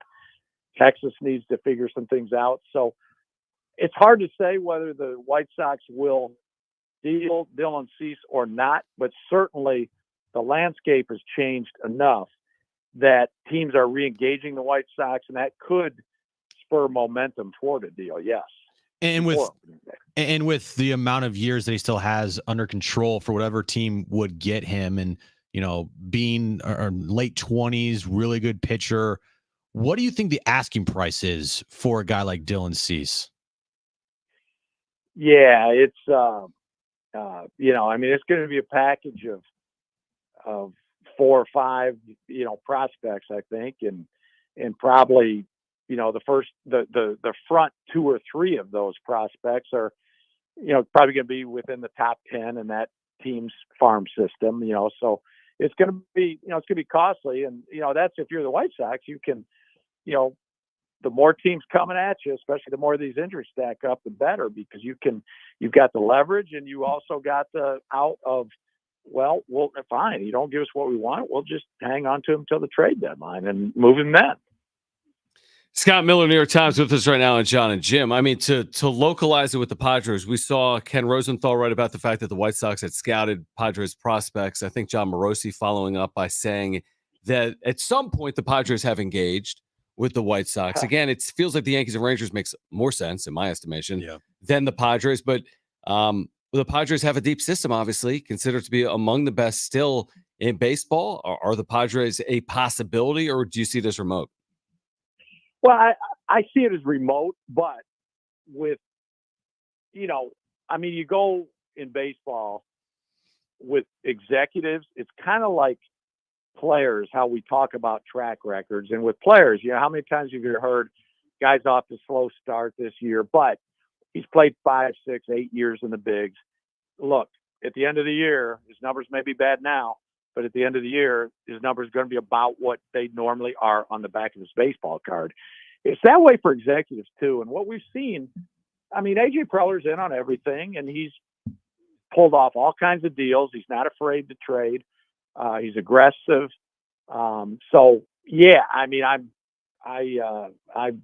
think that I'm not going to say the Padres are going to go get Dylan Cease, because, like, you're right, I think the Yankees are more motivated, and especially the Yankees, but Texas, But yeah, I guarantee you, they're given AJ Preller's track record. I guarantee you, phone calls have been made, and you have to have the Padres as at least a remote possibility. Well, on cue, breaking news from Jeff Passan. It's the real Jeff Passan. We checked. Padres are finalizing a trade to acquire Dylan Cease. So, well, there you go. There we go. How about that? Talk about on cue, Scott. Wow. And you were spot on. I mean, saying that it was. I mean, it was hard to fully know, but I mean, this thing heated up quick. When I heard Cease yesterday say he had spoken with Chris Gatz, the GM, I knew that this was possible. Now I didn't know it was the Padres, but I figured he could move. Okay, reacting to this, assuming this is accurate, Jeff Passan rarely misses. No, yeah, this is Jeff Passan. We checked right. double, so triple checked. Assuming though it's still accurate from Yes. Jeff Passan, doesn't this just prove this is who AJ Preller is? This is who this organization is under AJ Preller. They are unwilling to do anything other than their way. They big game hunt, and this proves it once again. We don't know if that works, but they big game hunt. So that, no doubt, the big game hunt. AJ Preller is all about acquiring talent, elite talent, and wow, we've seen it in the his big league trades. We've seen it in what they've done in the minor leagues. So yeah, as far as that's concerned, yeah, I mean it's if this news does come to fruition, and you're right, the Jeff Passan tweet. Suggesting this is a pretty good indication.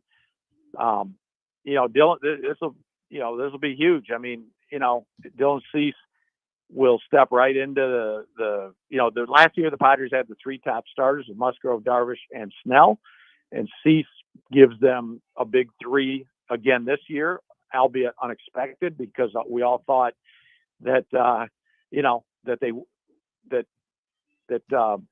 Padres be a little down this year after Snell departed.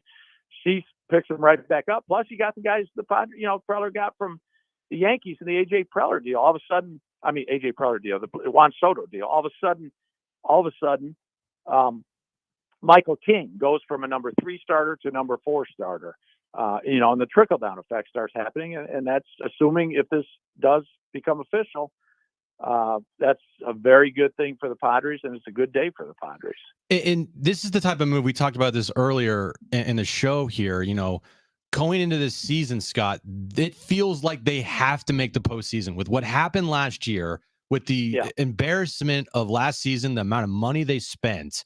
With the comments that were made by Eric Katsenda, feels kind of like AJ Preller's on the hot seat. I mean, they couldn't afford to not make a type of move to try to get them to a situation where, all right, we're going into the season. Our aspirations are postseason. We feel like we have the roster to do it. And up until this point here, they didn't make any moves. Scott, it was like, what are you waiting for? But now doesn't it feel like the team they have, if you add Dylan Cease to this rotation, you feel more comfortable about their chances to make the postseason, right? Yeah, I mean, especially in the era of expanded playoffs. I mean, that was what was so frustrating about last year locally. I mean, 6 of the 15 teams in the National League make the playoffs. I mean, a couple of years ago it was 4. So you got 6 out of 15, and given that payroll and the talent, it's remarkable that the Padres fell flat last year. But that said, I'm not as down on them this year as some people, I think. I mean, I still say Juan Soto, that deal's addition by subtraction. I don't think he fit here. I know he's elite. I know his numbers. I didn't see an impact player most of the year, and nor did I the year before that. I thought he was disappointing in San Diego.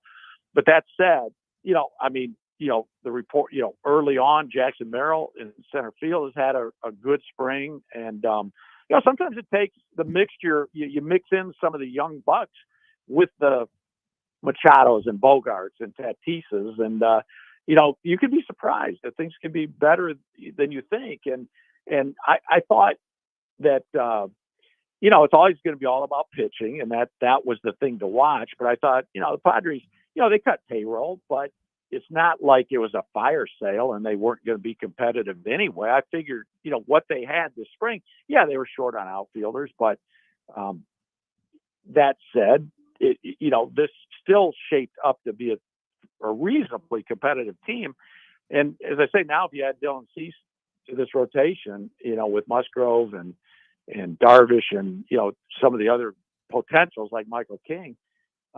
Yeah, it's impressive. And to your point also on AJ Preller being a big game hunter, assuming, again, I'm not going to say the news official until we hear it, but assuming if this Dylan Cease deal is done and the Padres are going to get him, interesting thing is that's to AJ Preller and how aggressive he is in the big game hunter. That's 2 out of the last 3 years that he's aced out the Yankees in a trade in a big deal. Because remember, when the Padres acquired Juan Soto from the Nationals at the trade deadline 2 summers ago, the Yankees were in on that, trying to get Soto, and the Padres blew everybody away.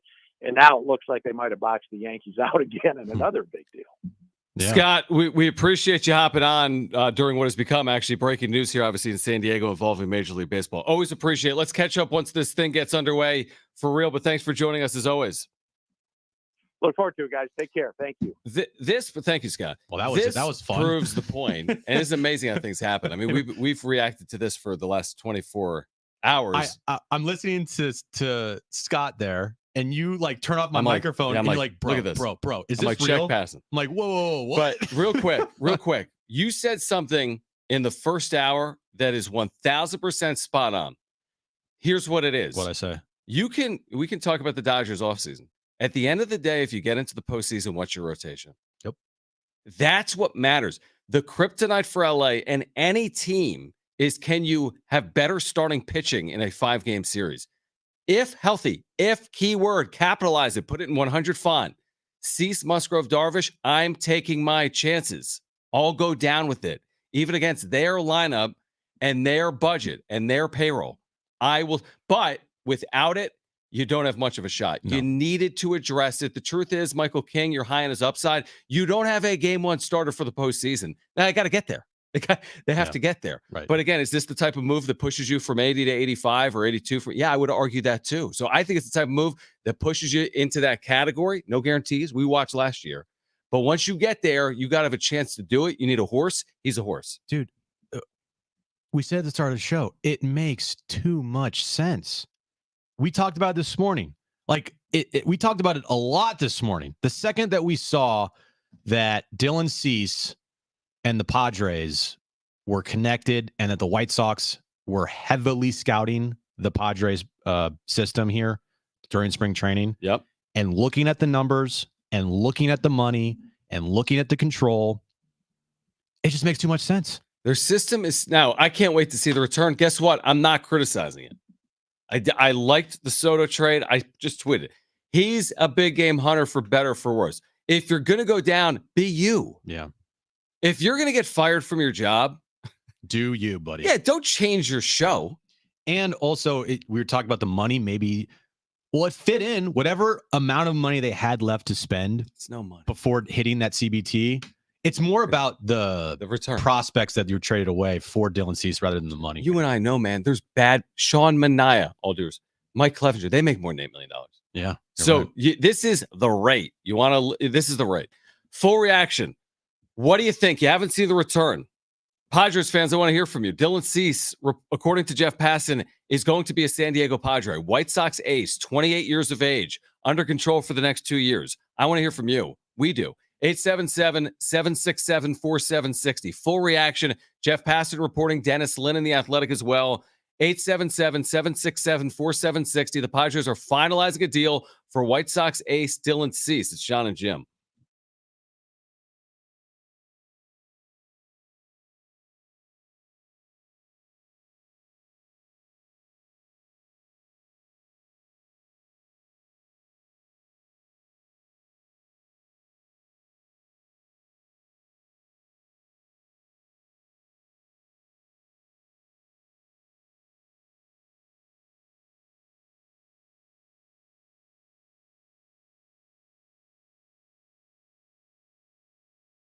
Guys, Windmill Farms in the college area is becoming part of my weekly routine, and it should become part of your weekly routine as well. I'm always on the go. I'm on the Mesa all the time.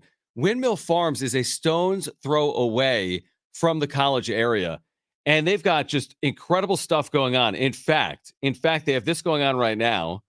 For Aztec basketball fans, you're going to get 20% off your order of $50 or more if the Aztecs win the conference tournament with promo code GOAZTECs at checkout. You heard me right.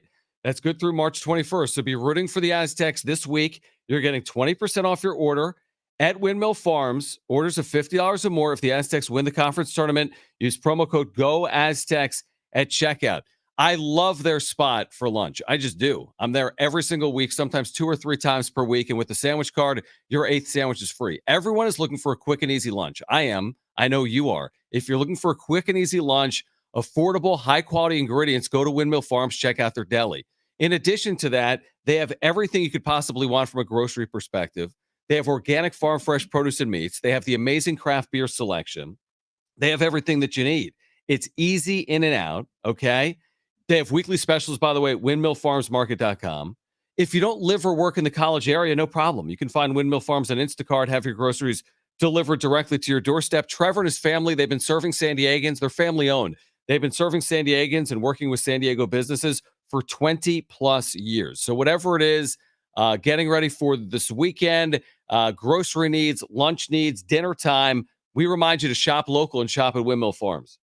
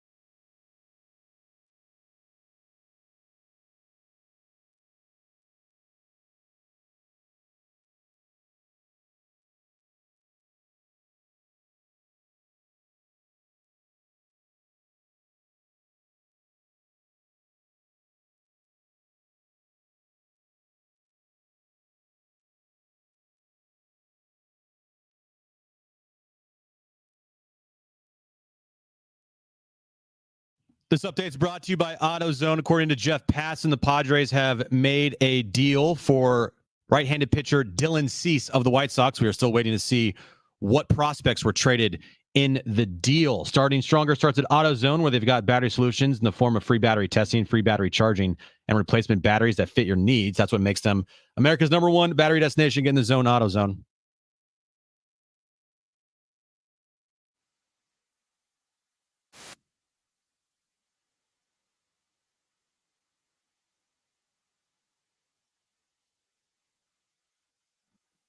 All right, Dylan Cease, according to Jeff Passan, the Padres are finalizing a deal for the White Sox ace. We do want to hear from you. 877-767-4760. Everyone relax. Who cares who's part of the deal? Right? I mean, what were you saying 12 hours ago? If it's not Salas, it's not Salas or Merrill, Merrill. then It's not. what are we complaining It's not. about? Right. 12 hours ago, you wanted to know, how does this team reach the postseason? Are they better than they were a year ago? So, yeah, I get it. Everyone likes the backup quarterback. Everyone wants to see their prospects develop, and there are prospects to pan out. No question about it. You went out and got an ace. It costs something to do that. When you traded for Soto, it didn't work out perfectly. It was costly to do it. This will be costly too. But guess what? The reward on the other side is Dylan Cease, who 2 years ago had a 2.2 ERA and finished second in the American League Cy Young voting and throws 100 miles per hour. You get him for multiple years under a controllable salary. You are in win now mode, even though they have a bunch of prospects and a bunch of rookies that will be on this opening day roster.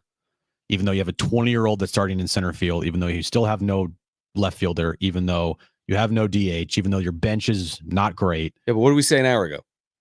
It's win now. And win with pitching. And you win with pitching. Worry about the other stuff like later. You have a healthy rotation of Cease, Musgrove, Darvish, King, and you get good seasons from Manny and Tatis and Xander and Kim. Like, yeah, but now you got margin. Now we're talking, and that's exactly what I've been preaching, is that this team, if they didn't make any moves, was dealing with a very, very, very slim margin for error. Now with Dylan Cease in the mix, that margin gets a little wider. Yeah, you don't have to. Tatis, I want to see him hit 40 home runs too, but you can win games 3-2 with Joe Musgrove and Dylan Cease and Yu Darvish when things are going well. You absolutely and hopefully Michael can. King too. And if those guys are rolling and you have 4 really good starting pitchers in your rotation, you have now just replaced Blake Snell. Like, you didn't replace Blake Snell or Soto or Hader this offseason. Well, you just replaced probably your biggest need, which was frontline starting pitching. You got it with Dylan Cease. You have now upgraded your rotation to, I'd have to say, on paper, It's if healthy, top 5. It's up there as one of the best rotations in baseball. And here's the other thing, like, where I'm going to give Preller credit. And again, I give Preller credit for being who he is. We can be critical of his roster building over the years. And we absolutely have. Yeah. There's reasons to critique. There's also reasons to praise. And again, he's a big game hunter. He's proven it again. If he's going to go down, he's going to go down doing it his way. This is a significant move. It's not going to get near the acclaim as Juan Soto's deadline deal 2.5 years ago. Dylan Cease didn't win a World Series with the White Sox like Soto had as a 19-year-old with the Nationals. Dylan Cease isn't the greatest 28-year-old in the history of baseball. Look at his numbers. Nobody's had more starts in 2020 in baseball than Dylan Cease. He throws more innings than Snell. We all loved what Snell did last year. There's no comparison between Cease in terms of his innings thrown the last 3 years to Blake Snell. No comparison. Interesting note from Darren saying that AJ Preller and company were watching Dylan Cease last night as he took on the Reds.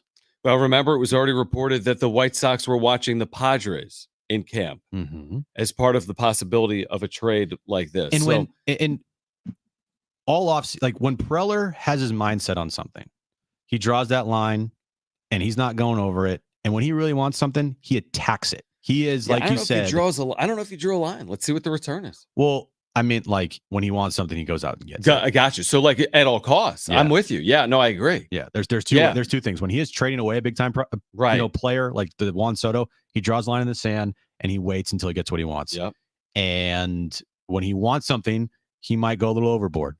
Now, look, I've been very critical of AJ Preller, but the one thing about AJ Preller that I have not been critical of is at least using the talent in his minor league system and acquiring major league talent. Hasn't all worked out. We know that. He's not great at, rounding out the edges of a roster. He's really not good with depth. He's not good with, bargain deals turning into really good players. Like, it's just, there's a lot of that AJ does as far as roster construction that is not good. But you look at this and you can't help but say, like, good job, AJ. This was a good move. I'll take him over most because of the entertainment level. That I'm too. not saying because he's Yeah. the best GM in baseball history. From the entertainment level, the way he makes the Padres topical for years, even with the payroll coming down, is really fascinating that he's been able to do this again. Let's go to the phones, 877-767-4760 if you want to weigh in. We can start with Richard, who's been very patient. Richard, you're on with Jon and Jim. What do you think? Hey guys, really enjoy your show. Thank you. Thanks, man. I'm happy, but at the same time, I'm really concerned because he's injury prone. Like he doesn't. No, he's not. He hasn't been. Richard, he's got more starts than anyone in baseball since 2020. Richard, here is his last 3 seasons.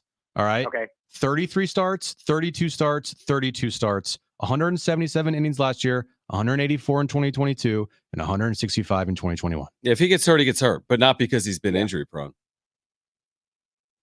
Yeah, I'm happy. Like I've been listening to you guys, and I hate AJ Preller, but I also like him because he does go out there and makes moves. Yes, sometimes it doesn't plan out, and sometimes it does. Tatis Jr. planned out, probably the best one he's ever done. Soto, didn't go so well. But I like the move. I'm just really concerned that. And it's baseball. You're going to get hurt. It sucks. But again, I do appreciate you all. And thumbs up. Thanks, Richard. Appreciate it. Let's run through a couple of calls. Dimitri wants to weigh in. Dimitri, what do you think of the deal? Thanks for calling in. Yeah. Hey guys, thanks for having me on the show. Yeah. I think the only thing I'm really concerned about with Cease is his walks per 9. Like he walks 4 guys. And I think it's like Snell all over again a little bit. Yep. So. Yeah. But Snell worked out, right? I mean, Snell at its best, you overcome the walks. Cease at his best overcomes the walks, right? Because he's like 11 strikeouts per every 9 innings type guy. Yeah. I think it's just only on the downhill with him. That's the problem. Like, I think he's already reached his peak a little bit. And it might be AJ kind of desperation move buying into something here. And I don't know. It's like Band-Aid, especially with left field, still a mess. So I think the excitement of it hits really amazing, but it's not great.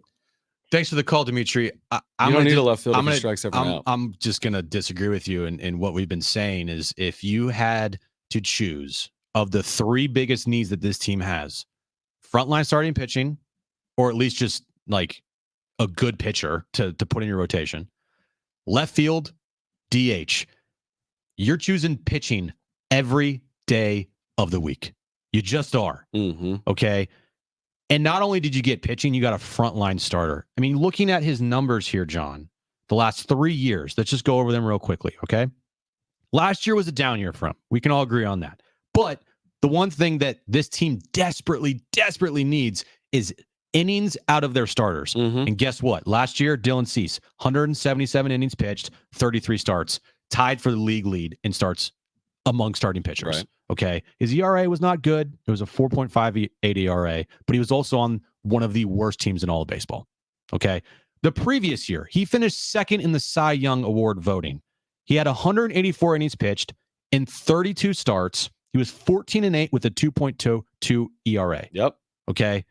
The previous year in 2021, 165 2/3 innings, 32 starts, which also led the league. A 3.91 ERA, he went 13-7. Yes, his walks are a little high, but you need innings. You need innings. And not only do you get innings out of Dylan Cease, you look at his stuff and you compare it to what you had with Blake Snell. It's very comparable, and even some of it is a little better. Well, yeah. I mean, who cares if you walk people if you average 6 innings per outing, right? Which is what he's done essentially for the last 3 years. Should we sneak in calls on the other side or one more right now? We have 60 seconds. Let's sneak in one more. Then full reaction from now until 6 p.m. We do want to hear from you, 877-767-4760. The Padres on the verge of acquiring Dylan Cease. Can they get him to Korea by the Do they way. even need him in Korea, though? Maybe. Yeah, I'll take him pitching the 9th inning in Korea. Let's go to Terry on line 5. Terry, you're on with Jon and Jim. Hey, guys, I just laugh at all the Preller haters that are out there. When you look at what he's done, he got buried for the Soto trade and Bell. Those guys sucked. They just didn't play well. And you look at what he gave up for Darvish and Musgrove and Snell. He gave up nothing in those trades. Sure. And you know what? You get what you can get when you can get it right. But thank God we got rid of Snell. I mean, struggling to get 5 innings and we didn't pay the guy what they want. Great trade. Oh, yeah, huge win getting rid of Blake Snell. You're right. The National League Cy Young Award winner. This guy, I can't wait to get rid of this guy. Yeah, bottom line's the bottom line, and AJ Preller's been there for 10+ seasons. They've not won a division. They've Well, not no, been it's to a not World about Series. that. It's not about making They've made the case. postseason, 2 times? But it's not about that case. I mean, it's about this whole idea that, now that Snell's not here, it's the greatest thing in the world. Now that Soto's not here, it's the greatest thing in the world. No, stop. We're not going to bash Why these can't we players. just say Snell had a great year last year? Yeah, That doesn't Soto- mean Dylan Cease can't be great for the Padres, too. Soto had a great year last year. Yeah. It is what it is. All right, more reaction on the other side. We do want to hear from you. 877-767-4760. We're with you until 6 p.m. We have great giveaways today. We will give away as well. Stay with us on Jon and Jim.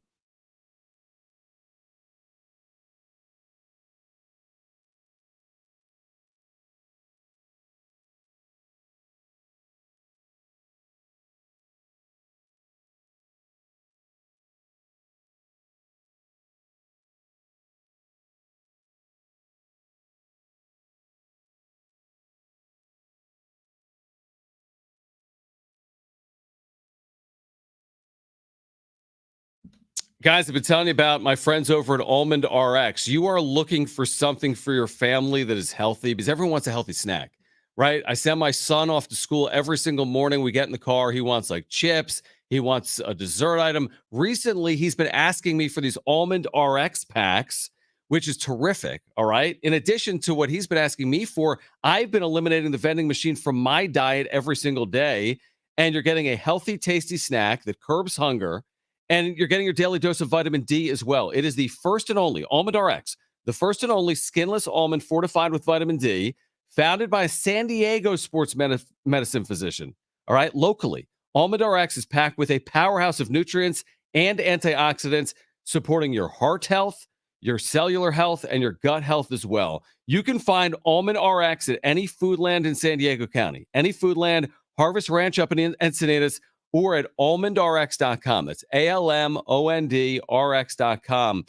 Right now, if you go to almondrx.com, you're getting free shipping on all orders over $25. So as you hear my voice, head over there, pick them up. Free shipping on orders of $25 or more. Everyone lives an on-the-go lifestyle, especially if you got a job or kids, or you're running around San Diego County. Almond RX curbs hunger. It's perfect for the on-the-go lifestyle. Free shipping right now at almondrx.com.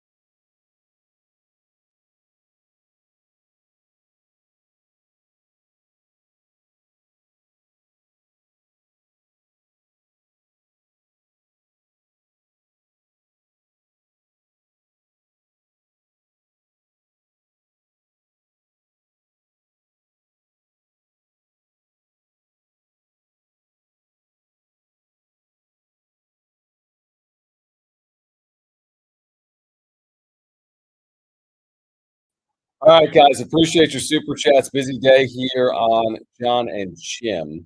Let me start with Taco Bell, call 911. Guys, we get every single super chat. By the way, if you're here, if you're new to our channel, you have to subscribe. That's all we ask. So please subscribe if you were here. This audio comes through our computers, radio show. Appreciate the supers. We get to all of them during our breaks. Taco Bell call 911. Thank you. He says, how much does your odds change Padres make the playoffs this year with this trade? Well, it's definitely like you're getting a big bump here in your rotation from a WAR perspective. You had a bad year last year with 2.54. This guy's a 4 WAR plus player, and if you're bumping someone out of your rotation and putting him in at the front of it, he's absolutely worth wins. I don't know if it's 2, 3, 4, or 5, but you're forecast to win 82, and now you're forecast to win 85. That could be the difference between getting into the postseason or not. Absolutely can, especially with how many teams are clumped together trying to get in a wild card spot. The difference between last year making the postseason was 2 games. Yeah. Now, again, that team didn't deserve to make the postseason, but still, on paper, they were 2 games out from a playoff spot. Right. And if you can go from 82 wins to 85 wins, 6 wins, you're putting yourself in that conversation. Absolutely. Yeah, I mean, they think they're vying, obviously. Now, last year they thought they were vying, and they missed out. Actions speak louder than words. Yeah, they think they're vying. They say that they're going. Let's wait on this return. JD Gatcher, thank you, man. He wants to know, how would you design a San Diego State City Connect? I don't have an answer. Are we talking baseball or football or basketball? I don't know. I that's a tough one. If someone has an answer to that, put it in the chat. I like the idea. I just don't have an answer off the top of my head on that one. Guys, we'll be back in a moment. Thank you for the super chats. Please subscribe. Again, if you are here, we have year-round content for San Diego sports fans. And we'll be back in a moment.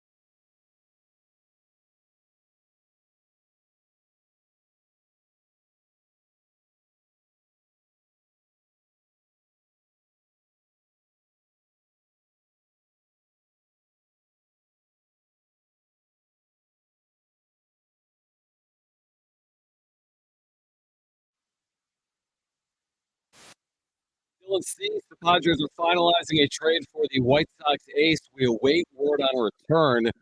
We await to find out who's heading to Korea with the Padres. We'll figure that out. Mike Shield commented off the field today. Yeah, he played the whole. I don't know what you're talking about, guys. I mean, could he? Again, we're probably getting way ahead of ourselves. Like you said, do you need him there? Does he travel separately? We're getting ahead of ourselves. We are. You need him for the season. You don't necessarily need him for South Korea. I'm seeing this a lot in our YouTube chat, by the way. If you want to catch us on YouTube, Jon Jim 760, you can watch us, and probably if you want to watch back our reaction to finding out that Dylan Cease was traded, you have it up there. Also, iHeartRadio app, best way to listen to us on the go, 760 AM as well. But in the chat and on the text line, I'm seeing some of the I can already feel like this is a horrible trade. You don't even know who's traded. And you haven't even seen him pitch for the Padres. How could you have any feel that it was a horrible trade? Like someone says this has bad deal written all over it. Why? For whom? They're not trading Salas. They're not trading Merrill. Those are the two untouchables in this organization. Guess what? Of the pitchers that we mentioned today, Lesko, Snelling, Iriarte, Thorpe, probably 2 of those guys are gone. At least one of them's in the deal. At least one of them is in the deal. I would be shocked if not. One of them's in the deal. One of them, maybe 2 of them's in the deal. Maybe a Dylan Head's in the deal. Maybe a Graham Pauley's in the deal. I don't know. Maybe someone. But look, when you acquire talent, it's going to hurt.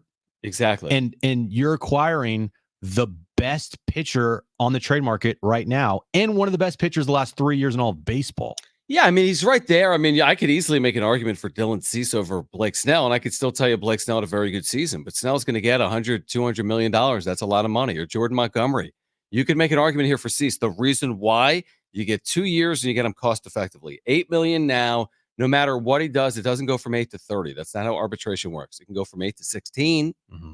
But so you get 2 years of Dylan Cease. If it goes from 8 to 16, 2 divide, that's 24 total million. You're getting it for $12 million a year. That's what Sean Manaea makes, or Mike Clevenger makes per year. So you're getting a very cost-effective starter who is an ace. He's not a number 3. He's an ace. Yeah. And again, in the chat says, if Lesko, Snelling, or Thorpe is in the deal, I will be sick.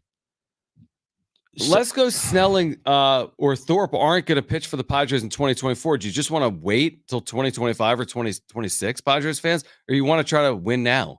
Yeah. You're again, it's about 2024. Now it is. If who is this? I don't know who was in the chat that said it, but what is it? Walling. If Walling wants to wait 3 years, then go and not watch Padres baseball for 3 seasons. Hi, Walling. But I mean, you have Manny in his prime. You have Xander in his prime. You have Tatis in his prime. You got Joe in his, you have, who says that you're going to have Ha-Seong Kim after this season? We don't know. You got to try to win this year. And you're not, at least my thought process is, you're not like giving up the entire farm for Dylan Cease. You're going to give up some talent. You are. But you're giving up some talent for a frontline starting pitcher. Can't wait to see the return. But again, no matter what the return is, the Padres have Dylan Cease. Let's go back to the phones. We'll weigh in all hour long. Next hour as well. We do want to hear from you. 877-767-4760. John, what do you think? And thanks for calling in. Man, oh man, it is a good day to be a Padre fan. You know what? I was about to get a cup of coffee for my late night shift, but you know what? I'll take Dylan Cease to wake me up and get my day started. Exactly. Love it. But I got to say, man, it is, for all the people who are wondering, who's going where and whatnot on these prospects, they are that, just prospects. And we don't know how they're going to be on the major league field. We know how Cease is going to be on the major league field. And you know what? Leave it to AJ Preller. He is a creature of habit. When the farm system is built up, he is happy to tear it all down for better talent, honestly. He built the thing in a year. It's amazing. He's not tearing it down, though. But by the way, people said he tore it down for Soto. They went to the 23rd best system. Then all of a sudden, a year later, he's got the 4th best system. He has proven he can yo-yo the thing up and down effectively. Now, it's gotten to a point where we know he can do this. Can this team actually perform? Because there is the roster that AJ Preller has built. Mm-hmm. Can that actually perform, or maybe outperform expectations? Or are we going to be dealing with in their situation like last year or in 2021? Well, that's for another day too. It is. Like, here's the thing. Do you want the cautious, smart approach from your general manager? Everyone likes to go to Vegas, and even if you don't have the money, every once in a while you got to put a couple $100 on a black or red or on a blackjack table. It's more fun that way. I'm always scared to do that, though. Exactly, but he's that guy. He's your buddy you bring to Vegas, and when you put 10 down on blackjack, he puts 100, or you put 100 down, he puts 1,000. Always a fun time. It doesn't always work, but it's entertaining, and he's getting us through the offseason. Now, again, he was prudent. We talk about this. I just said it with poker. You don't always go all in. You wait till your moment. He waited. And good for AJ. I've criticized AJ a lot, but this one right here, nothing but praise. Unless if he doesn't, as long as Ethan Salas and Jackson Merrill aren't in the deal, and he didn't trade away all of Iriarte, Snelling, Lesko, and Thorpe, which I don't think that's going to be a case, then guess what? Good deal. Good job, AJ. Drew Thorpe is going to the Chicago White Sox. Okay, there you go. Jairo Iriarte is going to the Chicago White Sox. All right, there you go. So John Morosi reporting that a couple of prized pitching prospects will be joining the Chicago White Sox in this deal for Dylan Cease. Drew Thorpe, they got for the Yankees. Jairo Iriarte absolutely is considered to be someone with a promising young future. Iriarte and Thorpe, part of a package the Padres are sending to the White Sox. He traded Juan Soto start getting cute, and Trent Grisham for essentially Dylan Cease, Michael King, Johnny Brito, Randy Vasquez, Kyle Higashioka. Well, we'll see who else is in the because then trade. Thorpe went to the White Sox. Continued reaction on the other side. 877-767-4760 plus tons of giveaways for you in the 5 o'clock hours. Jon and Jim.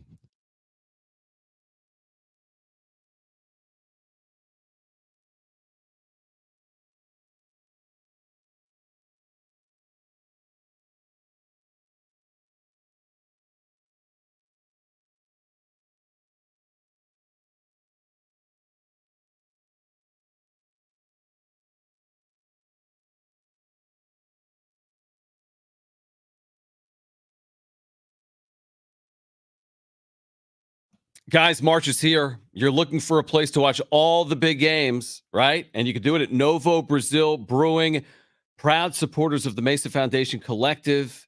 You know how important name, image, and likeness is to college athletics.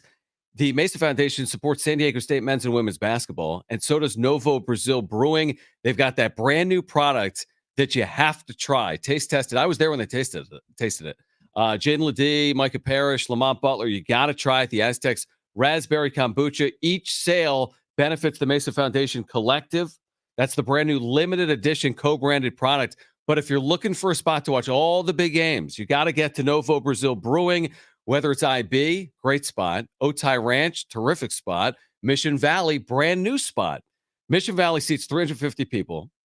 It's indoor, outdoor, which is terrific, obviously, for San Diego. They have the full bar menu, the 60 taps of Novo Brazil beer, the kombuchas we've been telling you about, not just the Aztecs Raspberry, but a number of them. They have seltzers, but it's great for the whole family. It's a great place to watch the big games. Whether you're picking up sandwiches and salads and tacos or burgers, empanadas, appetizers, Brazilian-inspired food as well. Check them out this week. March is here. For more information, novobrew.com. That's novobrew.com.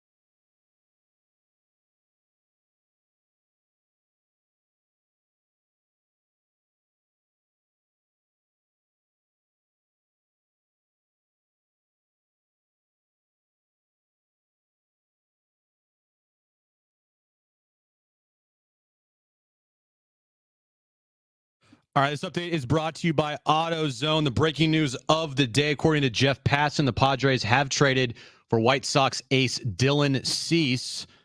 Dylan Cease was second in Cy Young Award voting 2 years ago. The package, not fully yet known, but two players are known. Drew Thorpe and Jairo Iriarte will be going to the White Sox in this deal. We'll keep you updated here on Jon and Jim. Starting Stronger starts at AutoZone.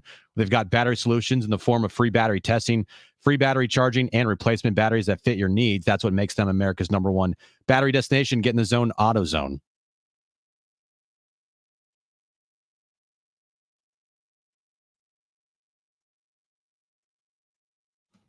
All right, Dylan Cease has been notified. He is heading to the San Diego Padres. We react all hour long here on Jon and Jim. We also have great giveaways for you. We'll give away Shamrock St. Patty's Day Music and Beer Festival tickets before we take our next break. But again, Dylan Cease, as Jim just said in the update, ace of the White Sox, 28 years of age, controllable for the next 2 years, is coming to San Diego the day they are leaving for Korea. The return does include notable pitching prospects, Jairo Iriarte and Drew Thorpe. Thorpe just came over in that Soto deal. We don't know if that's it's not the entirety of the deal. Actually, I know it. It's not the entirety. I would feel like those are the two pitching prospects in the deal. We'll see. Maybe we'll more. see. Is the total number 3? Or is it 4? Yeah. Is it beyond that? And I'm seeing like on social media that reporters that cover baseball are reporting that the return is going to be quote unquote steep. Surprise, he's an ace. This is how it works. For the White Sox to part ways, and when you're competing with a team like the Yankees and the Rangers, who both need pitching, of course the return is going to be steep. Of course the package for Soto was steep. Of course the return for Cease is steep. That's why the White Sox are moving him. That should not be surprising at all. The surprising part would be Jackson Merrill. It's not happening. The surprising part would be Ethan Salas. It's not happening. You can't have all things. You can't say, hey, you can't have Merrill, you can't have Salas, you can't have Iriarte, you can't have Thorpe, then there's no trade. So no on Merrill, no on Salas. You're going to get a couple of our top 10 prospects, and clearly that's what has happened here. The Padres traded for an ace. You have to give players back in the return that are good. It's how it happen. Works. Do you not want a frontline starting pitcher, or do you want to wait 2 or 3 years to see if some of these prospects turn into that? The prospects, they're not proven. They're prospects for a reason, suspect until proven otherwise. We don't know if Drew Thorpe or Jairo Iriarte are going to be anything. They're highly rated. I think Drew Thorpe has a chance. Looked really good in spring. He was with the Padres for all of 5 minutes. But we know what Dylan Cease is. The last 3 years, he has led the league in starts. He's also a guy that eats a lot of innings in a time in baseball where you don't find many pitchers that can do that. You have a guy that 2 years ago finished second in Cy Young. Now he had a down year last year. But he still gave you 177 innings and 33 starts. The Padres need innings. They need a guy who can eat up innings. Not only did they get that, they got a guy pairing him with Ruben Nicola who could really, really good. Isn't that what we say? This pitching is, hey, just get somebody and put him with Ruben Niebla. He'll turn him into a great pitcher. Taking a great pitcher and putting him with Ruben Niebla. Look what happened with Blake Snell last year. It took him a while. Sure. It took him a couple years. But Ruben Niebla helped turn Blake Snell into, arguably, last year's Cy Young for him, that was such an insane season. He was unhittable. You paired Dylan Cease with Ruben Niebla. You put him in this rotation with Musgrove, King, Darvish, and a combination of Brito or Waldron. Let's go. Well, but let's be clear, and I'm 100% with you. And I'm all for the return, and I'm all for the risk with the offset of the possible return and the reward. Let's be clear. There are no guarantees in life. I can't assure you that this is can't miss surefire. It's not perfect. No pitcher's perfect, and no one can guarantee future health. So Cease has had ups and downs. His velocity, to some extent, I know came down a little bit last year, and he's always had command issues. Okay. He's also finished second in the American League Cy Young voting as a 27-year-old or 26-year-old. He's also right now only 28, and you get him for 2 years of control, and he throws 101 miles per hour. and strikes out 11 plus batters per every 9 innings. So, you get a lot here. You're not getting a perfect pitcher. I don't know if the perfect pitcher is out there. You're getting a very good top line, front line starter. Clearly, ace stuff is what you're getting. Is that what's going to happen in San Diego? Nobody can see the future. Nobody knows what's going to happen, even with Niebla. And nobody knows what's going to happen. But again, like the adage goes, you miss 100% of the shots you don't take. Preller must believe in that because he takes a lot of shots. This one is included. If Preller is no longer the general manager in 2025, I will say this. It's not because he didn't try. He has tried everything under the sun, including pulling off a deal like this with the White Sox today. Yeah, and he has his faults, whether it be like building out a cohesive roster, whether it be things behind the scenes like communication and relationships and getting along with your manager. Like those are problems, and they have definitely reared their ugly head for the last 4 years on and off. But like you said, he does make big swings and he does try. Yeah. And, a lot of times it doesn't work. But at least with this team this year, I'm just talking about this season, the swing that he took here for Dylan Cease, the more you look at it, it's like they needed to do this. They needed to do this. Could they have made the postseason with the roster that was currently constructed and thrown out Matt Waldron and Johnny Brito and, Michael King, who is tapped out at 100 innings? The most in his career was last year. Maybe. Yeah. But let me answer from AJ Preller's perspective based on what he did today. Answer. Right? Probably not. Probably not. Actions speak louder than words. He viewed this as an opportunity to really solidify that starting rotation. And with all the pitching they got back in the Soto deal, he used it to acquire a frontline guy. Right. With Drew Thorpe. Drew Thorpe was here for 5 minutes. Yeah, exactly. Like literally 5 minutes. Right. Jairo Iriarte, that could hurt. One of these guys might hurt, and it probably will. Just like with the Juan Soto trade, James Wood, probably going to hurt. But parlay that into an NLCS run in 2022. And if you can parlay this into a postseason run and you have a healthy rotation of Cease, Musgrove, Darvish, and Michael King, I am going up against anybody in baseball with that rotation right now. Yeah, I always I always take exception when people say, man, they gave up a lot. It's a trade. You think the White Sox want to do it if they don't get what they deem he's worth? That's the whole point. Cease has already proven that he's beyond Iriarte and Thorpe. He's done at the big league level. At one point, Cease was a big prospect. The difference between Cease and these young players is, he's had his career and he's proven it on the big league level. And the Padres are in a position. We've said this a lot, and the more you see him move like this, the more it makes sense. I'm all for playing for 2026 when 26 comes around, but guess what? Manny Machado is going to be 34, and so will Xander Bogaerts. You got to win now, guys. I'm not saying this makes them World Series front runners, but you got to win now. You're paying Manny Machado and Xander Bogaerts and Fernando Tatis Jr. like you're supposed to be winning in the postseason now.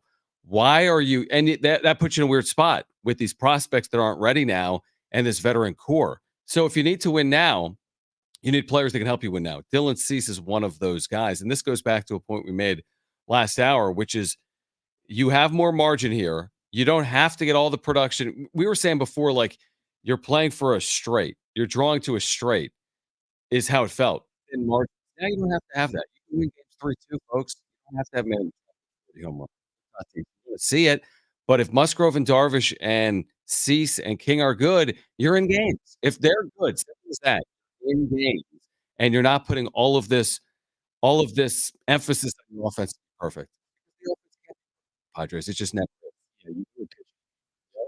Kind of saw where they were going with the trade. I still wish the team had Juan Soto, but we did talk about the Juan Soto trade. If the Juan Soto deal, and remember when I said about Alek Manoah, I go, if this deal turned into like multiple deals where you got a frontline starter. We talked about Corbin Burns, remember? Yep. Like if this turned into where you trade Soto for prospects and then you potentially use some of those prospects to get a guy like Corbin Burns or even like on the lower end, like an Alek Manoah, and then you have then it kind of like you see the vision of it. I still would like Juan Soto on this team for sure, but that deal needed to have more to it. Like you needed more after that deal, and there wasn't anything. You were like waiting, and then you get the Goes and the Matsuis and the Peraltas, and you're like, that's not it.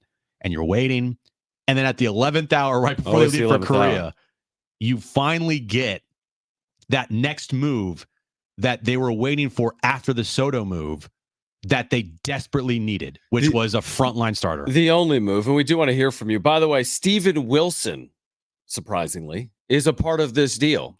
Okay. Per Dennis Lind, Steven Wilson will go to the White Sox along with Drew Thorpe and Jairo Iriarte. My guess is there's more. Now, does that mean who was the rookie that it was told he was going to make the team? I am blanking on his name. Guy in the bullpen. Yes, there was someone in their bullpen that had 6 scoreless outings this I'm spring training. Yeah, we talked about it earlier. Because that to me feels like the replacement for Steven Wilson. Maybe. And Steven, I mean, we're not going to sit here and cry over spilled milk with Steven Wilson, are we? Of course not. Of course. Of course not. And I put out on Twitter, the Padres got a proven, keyword here, proven frontline starter in Dylan Cease for prospects that are not proven, that may turn out to be good in like 2 to 3 years. It's Jeremiah Estrada. He's had a very good spring. Will be the replacement for right. Steven Wilson. The Padres traded for a proven guy, a frontline starter in Dylan Cease. Please. We went over this with the Soto deal. Okay. Let's not cry over prospects that might help this team in 2 to 3 years. They need to win now. Yeah, I mean, think about it this way. Let's look at it this way. They haven't traded Robbie Snelling, as far as we know. Or Dylan Lesko, They as far as we know. haven't traded Dylan Lesko. They haven't traded Ethan Salas. They have not traded Jackson Merrill. Like, look at it that way. Like, yes, of course they were going to part ways with significant pieces, and they have. That was a certainty, a guarantee. This trade was never going to be Steven Wilson and Jeremiah Estrada for Dylan Cease. There was always going to be meat on the bone of a trade like this. The key distinction here, and the reason the White Sox, when I heard Cease talk yesterday, I knew he was gone because the GM had called him. So the GM ain't calling unless you're on your way out. So we knew that this was a distinct possibility. Why are the White Sox moving him now? Good on their GM, Chris Getz, because this is the most they can ever get for him. They lost 100 games last year. They're not getting this return at the trade deadline. They're not, because he now has 2 full years with the team as a controllable pitcher, making just $8 million this year. This is the right move for the White Sox. And by the way, it's the right move for the Padres because they hadn't made any move. They had to make a move to bolster this team. I understand maybe like some Padres fans out there being kind of like scared off because of how many trades that have been made in the last 5 years and not all of them working out and so many prospects being traded away. And you look at the Juan Soto deal and it's still to be determined if that, if the Nationals even won that trade. But as of right now, it looks like they did, but I'm getting people on my timeline just like, oh yeah, they traded for a guy with a 4-point-something ERA. You don't know baseball. This is a bad trade. The AJ doesn't know what he's doing. Yeah, some of it could be true. Maybe nobody can say with certainty. I want more of a sure thing than an unproven. Right. Dylan Cease is closer to a sure thing because I don't know. He's one of the best pitchers in baseball the last 3 years as far as like innings go and has led the league in starts the last 3 years over a guy who's a prospect that has never pitched in the big leagues ever. Here's the thing. I mean, both can be true. If the Angels traded Mike Trout before he reached the big leagues, you may have been saying, I may have been saying, anyone may have been saying the same thing. You can get burnt. Look at the James Shield deal, obviously, with Fernando Tatis Jr. coming back before he'd ever played a game of professional baseball. So, of course, you can get burnt. The point isn't not to get burnt, by the way. I don't think the point of Preller's deal is to be like, I hope I give them nothing in return. Here's the point of the trade. Protect what you think is best for you. If you think Lesko and Snelling are best for you, protect them. It's like choosing the lesser of evils. You have to give something real back. Of course, players like Mike Trout have been in trades. Of course, players like Fernando Tatis Jr. have been in trades. Of course, you could be giving something up in a trade, but the Padres need something now and the White Sox need something later. That's why it makes sense. Yep. White Sox need something later. They're playing for 2026. Why are the Padres playing for 2026 today? Why are we? Sorry, I just choked on myself because I'm still just I'm just baffled by the thought process of caring so much about a prospect that could help you in 3 years. Potentially. Potentially. Right. Potentially help you. Potentially. When they need to win right now, are we all going to just like put ourselves in a coma for the next 3 years and wait until these prospects turn into something? Or do you want to watch the 2024 Padres try to win? They've sold 3 million tickets. I mean, they've sold out of season tickets. You got to put a winning product on the field. San Diegans deserve it. I just don't. I just, especially off last year. With the disappointment. I don't know what to tell you. If you're out there and you're like, oh my gosh, I can't believe they traded away Drew Thorpe and Jairo Iriarte for Dylan Cease, who finished second in the Cy Young in 2022 and has pitched over 170 innings almost the last 3 years and led the league in starts. Yeah, with what would 33. have made you, and by the way, you know what people would be saying if they kept Iriarte and if they kept Thorpe and traded Lesko and traded Snelling? Yeah. How could you trade Lesko and Snelling? Exactly. So the exact same people, and by the way, I think a majority of people, we could put a poll up. I bet a majority of Padres fans are in favor of this trade. I think most people agree with that. If you're not in favor of the trade, 877-767-4760.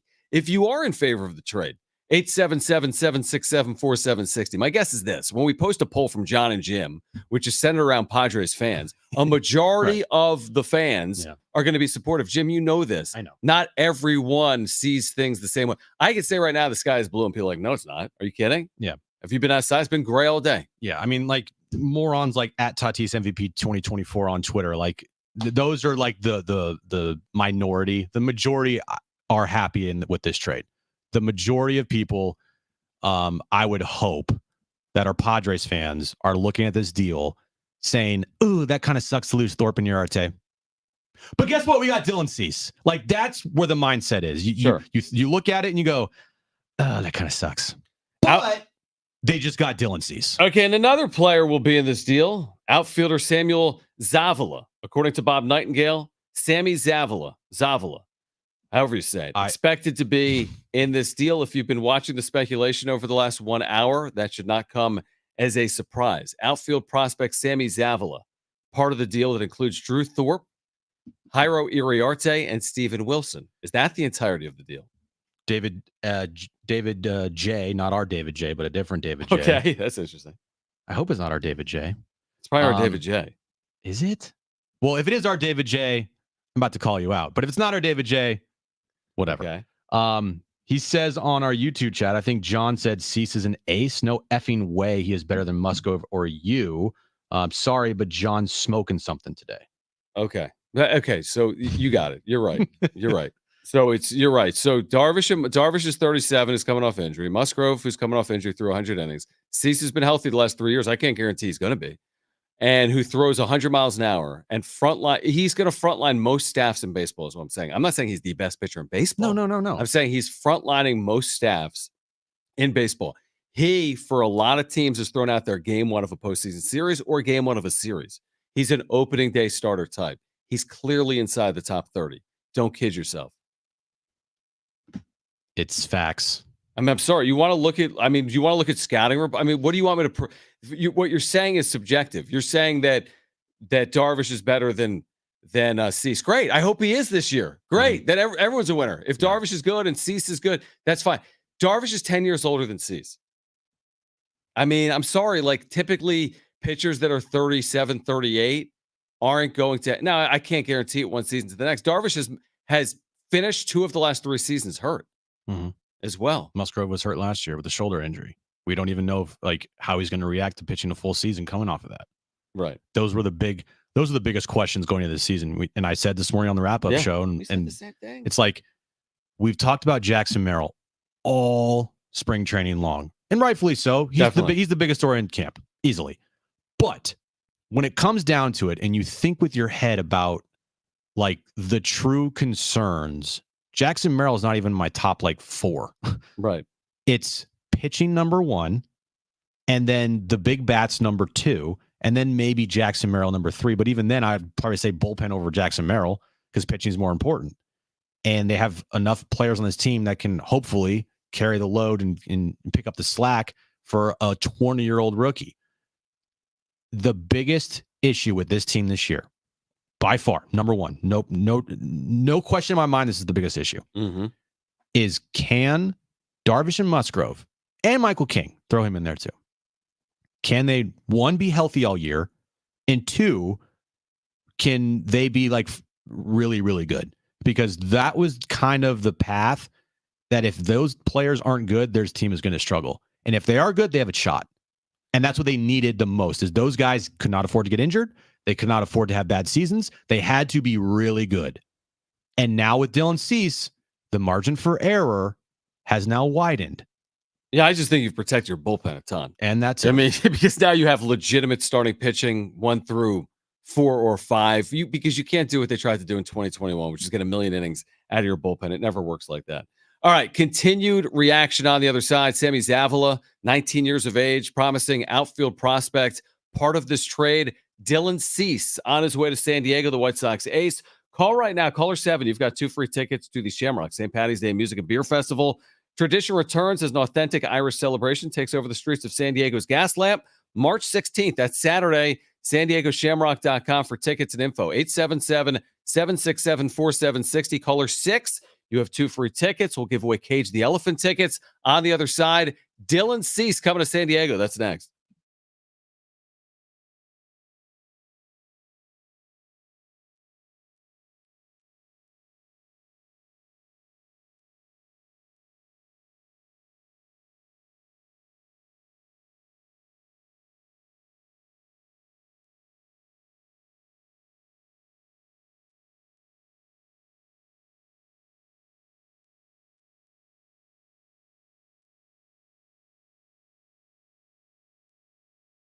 You know, I said it earlier, Windmill Farms is becoming a part of my weekly routine. I was over on the Mesa yesterday. It's either on my way onto campus or out of campus. I'm always heading over to Windmill Farms for lunch. You should be doing it too, or for dinner on your way out of work. And they've got a special offer going on. If the Aztecs win the conference tournament, Windmill Farms is going to offer 20% off your entire purchase of $50 or more using promo code GOAZTECs. That offer good through March 20th if the Aztecs win the conference tournament at Windmill Farms with promo code GOAZTECs. Windmill Farms, the college area's natural grocer. I love it for lunch because I'm always in the area. Pick up a sandwich card. Your 8th sandwich is free. They pride themselves on low prices. They've got an amazing selection of deli sandwiches. The deli's award-winning, in fact. They have award-winning sandwiches. 8th sandwich is free with the sandwich card. In addition to that, low prices, fresh, high-quality ingredients. But they've got the organic farm fresh produce and meats. They have the amazing craft beer as well. And again, they've got weekly specials at windmillfarmsmarket.com. They serve San Diegans. They're family owned. It's just a great place. You got to swing by their deli. They're friendly. They're knowledgeable. It's family owned. You can feel it when you walk through the doors. Trevor and his family serving San Diegans for 20 plus years. Even if you don't live or work in the college area, find Windmill Farms on Instacart. Have your groceries delivered directly to your doorstep. Whether it's your grocery needs, your lunch or dinner needs, getting ready for the weekend, shop local, shop at Windmill Farms.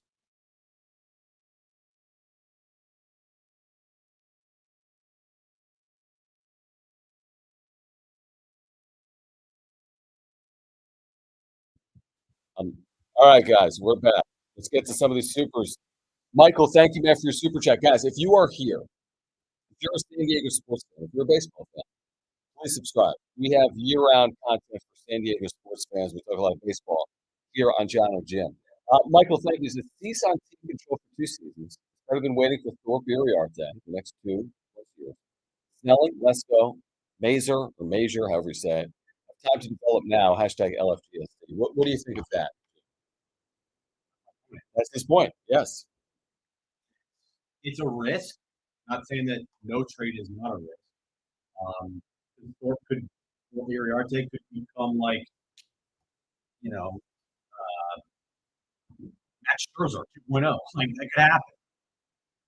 But that's not where the Padres are at right now. They're in a situation they can now. They can't afford to wait 2-3 years for guys to hopefully develop when you have Manny and Xander and Darvish, Musgrove and Kim, like you need to strike while the iron's hot, and you can't afford to wait. You really can't. And the best part about this is, John, guess what? They kept South. They kept Merrill. Right. They kept Head. They kept selling. Yeah. They kept Head. Right. I mean, Yeah, exactly. like, That's so true. you know, How many top 10 is this? 3 top 10s? Is that what it it's is? two. Zavula. Thorpe is fit. Uriarte's Where's Zavula? Zavula is top 10. I think. 3 top 15, 3 top. Okay, that's the going rate. That's how this works. That's the going rate. Now, this is not the Soto trade. The Soto trade, they traded number 1, number 2, number 3, number 5, number 6 prospects. Right. That was unloading the clip. This is not that. This is far from it. So, thanks for the super chat. All right, let me get to this one from Taco Bell Call 911. We get to super chats during our break, so thank you so much for it is. Awesome name. Appreciate the super chats, guys. If you're here, make sure to subscribe. He says, remember, all we could look forward to was only prospects. We usually ended up with a Tommy. How did you get Medica? Sometimes got a Khalil Green win now. Think about that. We said that the other day, maybe on the wrap-up show with you. Like, for every prospect, and this isn't to like first, we were sold on the Hedges, Margot, Aswahe series of players. Then we were sold on the pitching of Lauer with who else? Who was with Lauer in that class of pitchers? Who was the Mets? Yeah, Lucchese. You get sold now. Again, sometimes you have legitimate talent and you can't get beat. You got to make sure you know what you have. Like, you didn't want to trade away Fernando Tatis Jr. Thankfully, they traded for Fernando Tatis Jr. But you sold on waves of prospects. Some of them pan out, a lot don't. And you know it. If you're a Padres fan, you know a lot of these guys don't pan out. So I think it's a point. It's a good point. And here's the thing. Are you more excited for opening day with Dylan Cease as part of this team or with Drew Thorpe and Double A? You know? All right. Thanks, guys. We'll be back in a moment. Appreciate you.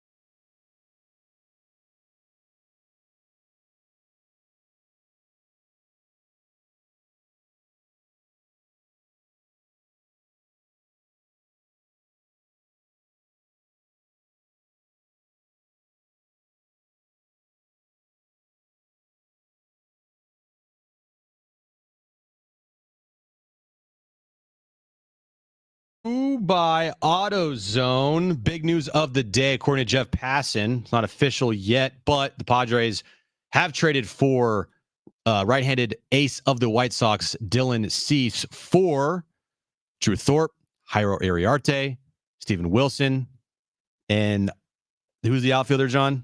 Sammy Zavala. Sammy Zavala. You know how to say it? I don't know how to say it. I think it's Zavala. Zavala? Okay, well, there's the deal. Zavala, Wilson, Thorpe, Iriarte for Dylan Cease. Starting Stronger starts at AutoZone, where they've got battery solutions in the form of free battery testing, free battery charging, and replacement batteries that fit your needs. That's what makes them America's #1 battery destination. Get in the zone, AutoZone.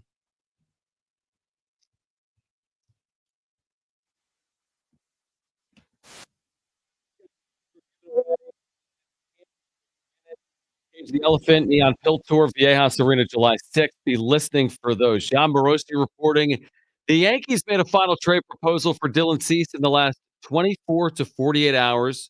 Still looking at starting pitching. And again, the Padres beat the Yankees here to the punch. The Padres had the system. Remember, the Yankees had cleared a lot of their system for Juan Soto. The Padres seemingly beat the Rangers to the punch. The Rangers have had starting pitching injuries. So this is significant. Yes, they've given up significant pieces to acquire Dylan Cease, but credit Preller for having capital to beat the Yankees, to beat the Rangers, to acquire frontline starting pitching for 2024. Like, that alone is impressive. You can trade away a lot for Soto, and 2 years later, trade away a lot for Dylan Cease. That's where Preller deserves credit, for having the ability to do that from within his system. They kept Ethan Salas. They kept Jackson Merrill. They kept Dylan Head. They kept right. Yeah, they kept Dylan Lesko. Yep. They kept Robbie Snelling.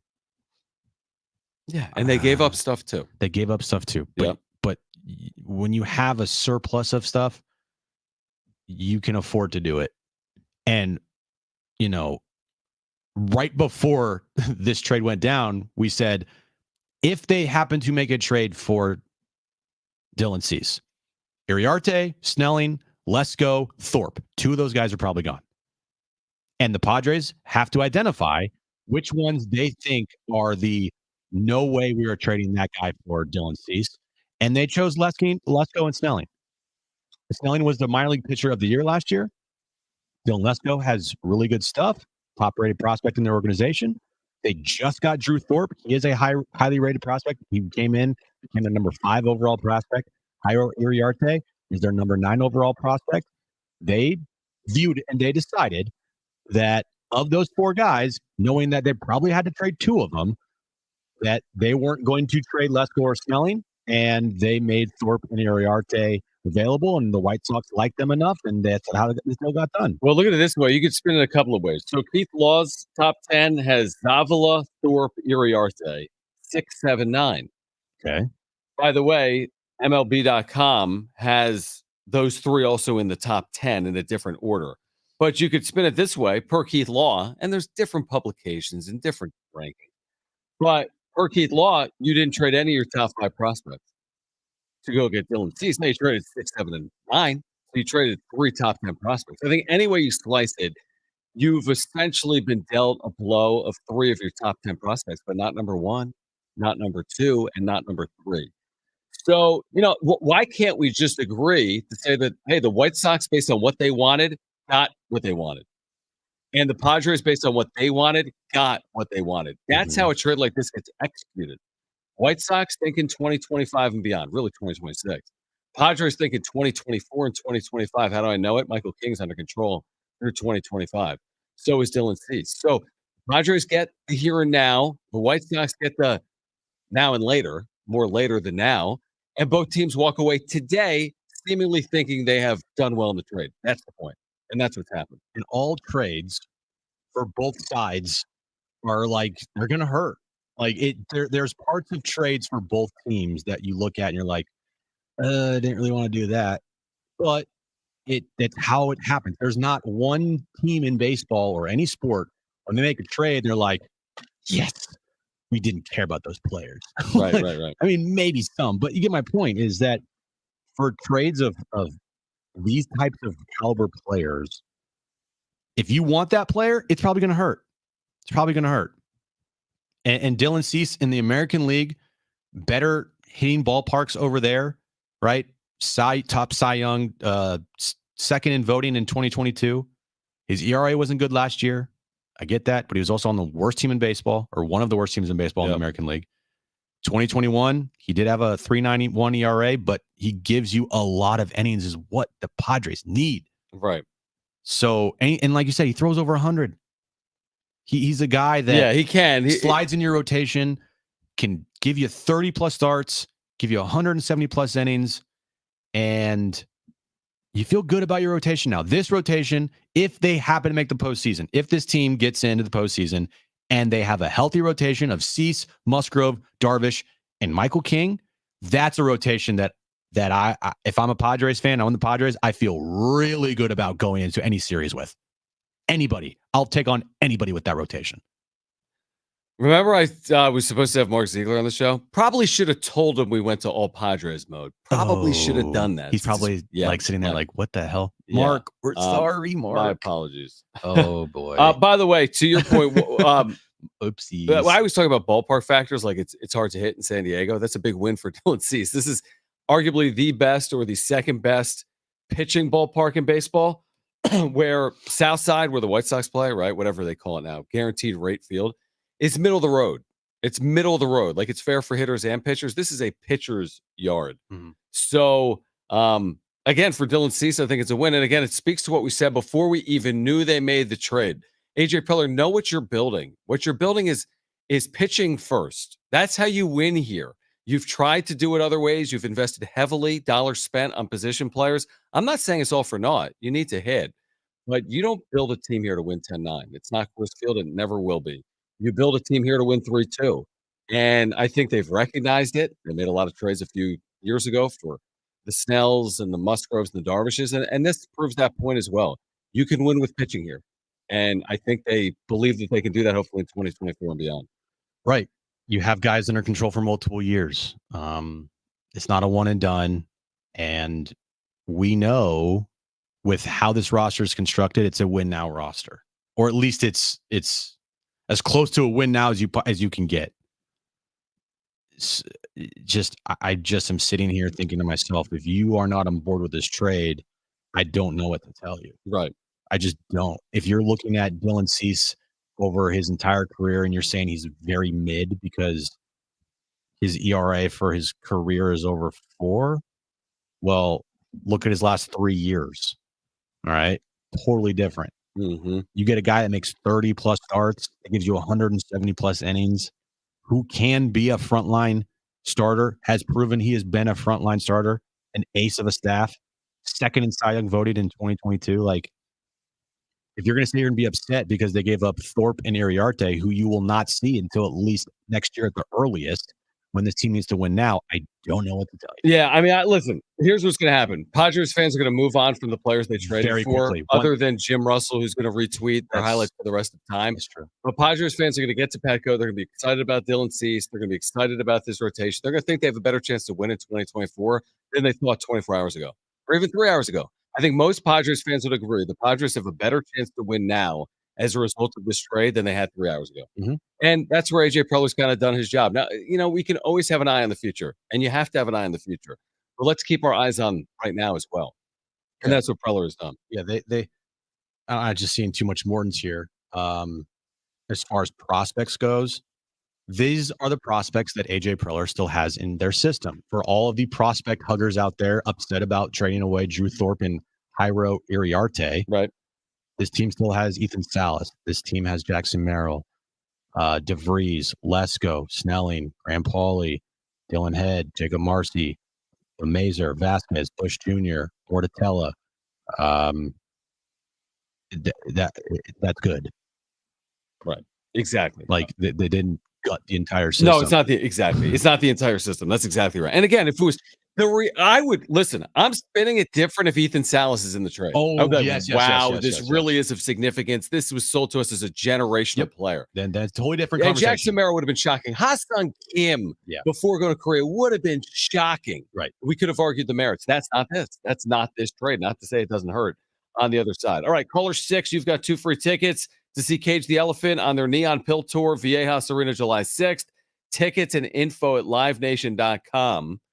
877-767-4760. Caller 6, those are yours. 2 free tickets to see Cage the Elephant. 877-767-4760. More reaction. Dylan Cease coming to San Diego next.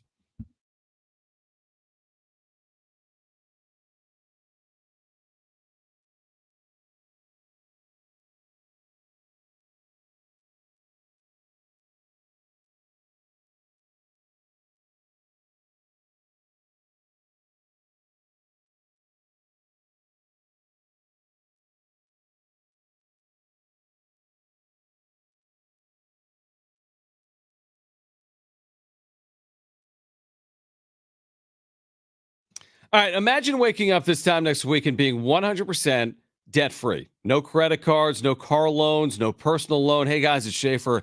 Loan Pronto's Equity Express line of credit can make that happen. Homeowners are turning their home equity into cash almost instantly with Loan Pronto's AI-based system. You can get approval in about 10 minutes with almost no documentation, no appraisal, and no hassle. You can get hundreds of thousands of dollars out of your home. Use that money to pay off all your other loans. The average homeowner, listen to this, is saving over $850 a month doing this. Listen, your home value is way up. You can use that to wipe out all those credit cards, get some money for a home improvement.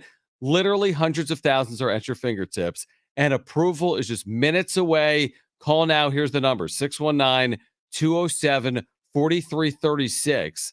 Again, 619-207-4336 or loanpronto.com.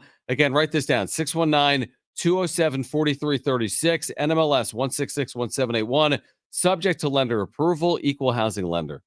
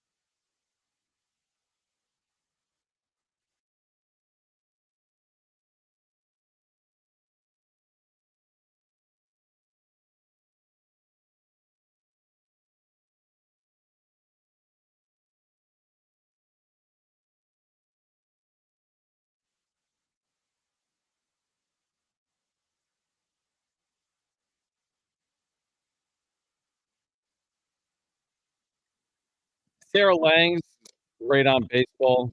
Um, Quitting this, most swings and misses since the start of 2021. Dylan Cease, 1,437. Garrett Cole, 1,426. Corbin Burns, 1,407. The most swings and misses in baseball. Dylan Cease, again, filthy stuff, which is what he is known for. A absurd fastball, Now, again, he hasn't always commanded it perfectly. He can throw it as hard as 100 or 101. But you're getting a guy that strikes out a ton and has worked consistently deep into games and made as many starts as anyone in baseball since 2021. Dylan Cease on his way to the Padres on the final day of the Cactus League. Now, look, if we're looking at potential negatives here, I don't have any potential negatives on as of right now for the trade and who they traded away. Could Dylan Cease turn out to not to be good? Like, yeah, he could. Could Drew Thorpe or Uriarte or any one of these players traded to the White Sox turn into studs? Like, yeah, they could. Those are the risks of what happens when you trade for big time players in baseball. Sure. What happens? I'm just looking at this year and the timing of it all. Because if Dylan Cease all of a sudden has to flip a Yui here, go to Korea, right? When he wasn't planning on it, probably, and then get acclimated, get ready, get, Ruben Niebla to get with him, and then the season starts like right now, it might be a slow start. And do you think they send him to? That is an interesting point. Does he end up getting to Korea for these 2 games if they've already announced their starters or not? Well, the time they get back, it's like, oh, hey guys, Yeah, right. they missed I a mean, week and a half I of like know. being with the team. I know it's interesting. It's so weird. It's My very point. weird. It's so now you put him in relief because it's a playoff series. You have a 26-man active roster. I would think he's 100% going to Korea because they're still going to be throwing bullpens over there. Yeah, why There's not still get gonna there be a an day or two late? exhibition. They're still going to be doing a lot of stuff to get ready for the season. It's not just the 2 regular season games they're playing against the Dodgers. And also, here. who cares if you travel with the team? I mean, I don't know if he can still travel with the team. I mean, the White Sox train in Arizona too. Right. But even if you can't, they're not playing until March 20th, the So- regular season game. You can so still go there tomorrow. Get a charter or get on a Commercial, fly middle seat. Yeah, just fine. Hey, Dylan. you get 2 snacks per trip. Right, exactly. You get a little bag of Cheez-Its and then a Right. little bag of Almond RX. pretzels, and then you get either a water or a soda, and you're good to go. But you get my point is if he starts out slow, you're going to see people like, oh my gosh, I can't believe they traded for this guy. We've already had concerns about this team without Dylan Cease to start the year because of the travel with Korea and how hectic this next 3 weeks are going to be. So if it happens that Dylan Cease starts the year maybe not like as you would hope, it's still going to be okay, I feel like. Yeah, And just, I like, agree with that. prepare yourself I mean, for it. here's the thing. Snell didn't get off to a perfect start. No. And people are going to react. And Darvish hasn't finished off all 3 seasons perfectly, and people react. And Musgrove didn't have a perfect 2023. This is just how sports work. I mean, nobody's saying he's coming here and winning the National League Cy Young. It's possible. He was second in the American League Cy Young. There's no assurance of that. You'd like him to slot in, make his 30-plus starts, help you get to the postseason. You want him to be a frontline guy that stays healthy, gives you 170-plus innings, and helps guide you to the postseason. Beyond that, it's a little bit of gravy. I don't know if he's going to have a 2-2 or a 3-2 or a 2-7 or a 3-7, but and if he gives you the 170 innings and he helps play a role to get you where you're trying to go, and then is pitching towards the front of your rotation in a postseason series, I'm on board with that. And what's great is the rotation for the next at least 2 years. This year, next year, it's going to be with Michael King, Dylan Cease, Joe Musgrove, Johnny Brito, or Matt Waldron, or both, and then Darvish. Yeah, that's good. So, like, you have these guys locked in for multiple years, and the potential for it to be worked out in a huge way is there. How'd you feel? I know it was a fake year in the 2020 postseason when you're throwing like Chris Paddock and Ryan Weathers in like postseason series. And how did you feel? And in then how did you feel in 2022? 22? How did you feel in 2022 in Game 4 in Philadelphia when you had to throw Mike Clevenger out there and Sean Manaea? But how did you feel when you were able to throw a healthy Snell and Darvish and Musgrove? You thought you had a shot. You thought you had a legitimate shot. And now, how would you feel if you happen to get into a 7-game series? That would take a lot because you have to get to the NLCS. But if you get into a 7-game series and your Game 4 starter is Michael King or Dylan Cease. Yeah, it's not going to be Dylan Cease, I'll tell you that. I mean, we'll see how he pitches, but there's no way they would project right now if they were in the postseason to be pitching him in a 4th game. But you get the point. Yeah. No, you've gotten deeper. And again, I'm not saying the Padres are better than the Dodgers. That's not the point. But what I am saying is this. The Dodgers, for all of their successes in the regular season, have not cracked the code the last couple of postseasons. A big reason why is they haven't had the same quality of starting pitching at that time of the year than their opponents. They were throwing out Lance Lynn in the postseason. Yeah, exactly. Last year. Who had like a 7 ERA before they traded for him. You don't think that they would have traded away maybe like one or two of their bats for a frontline starting pitcher? Maybe one bat. But you get my point is like they would have done anything to make sure that they had at least one frontline guy, and they didn't.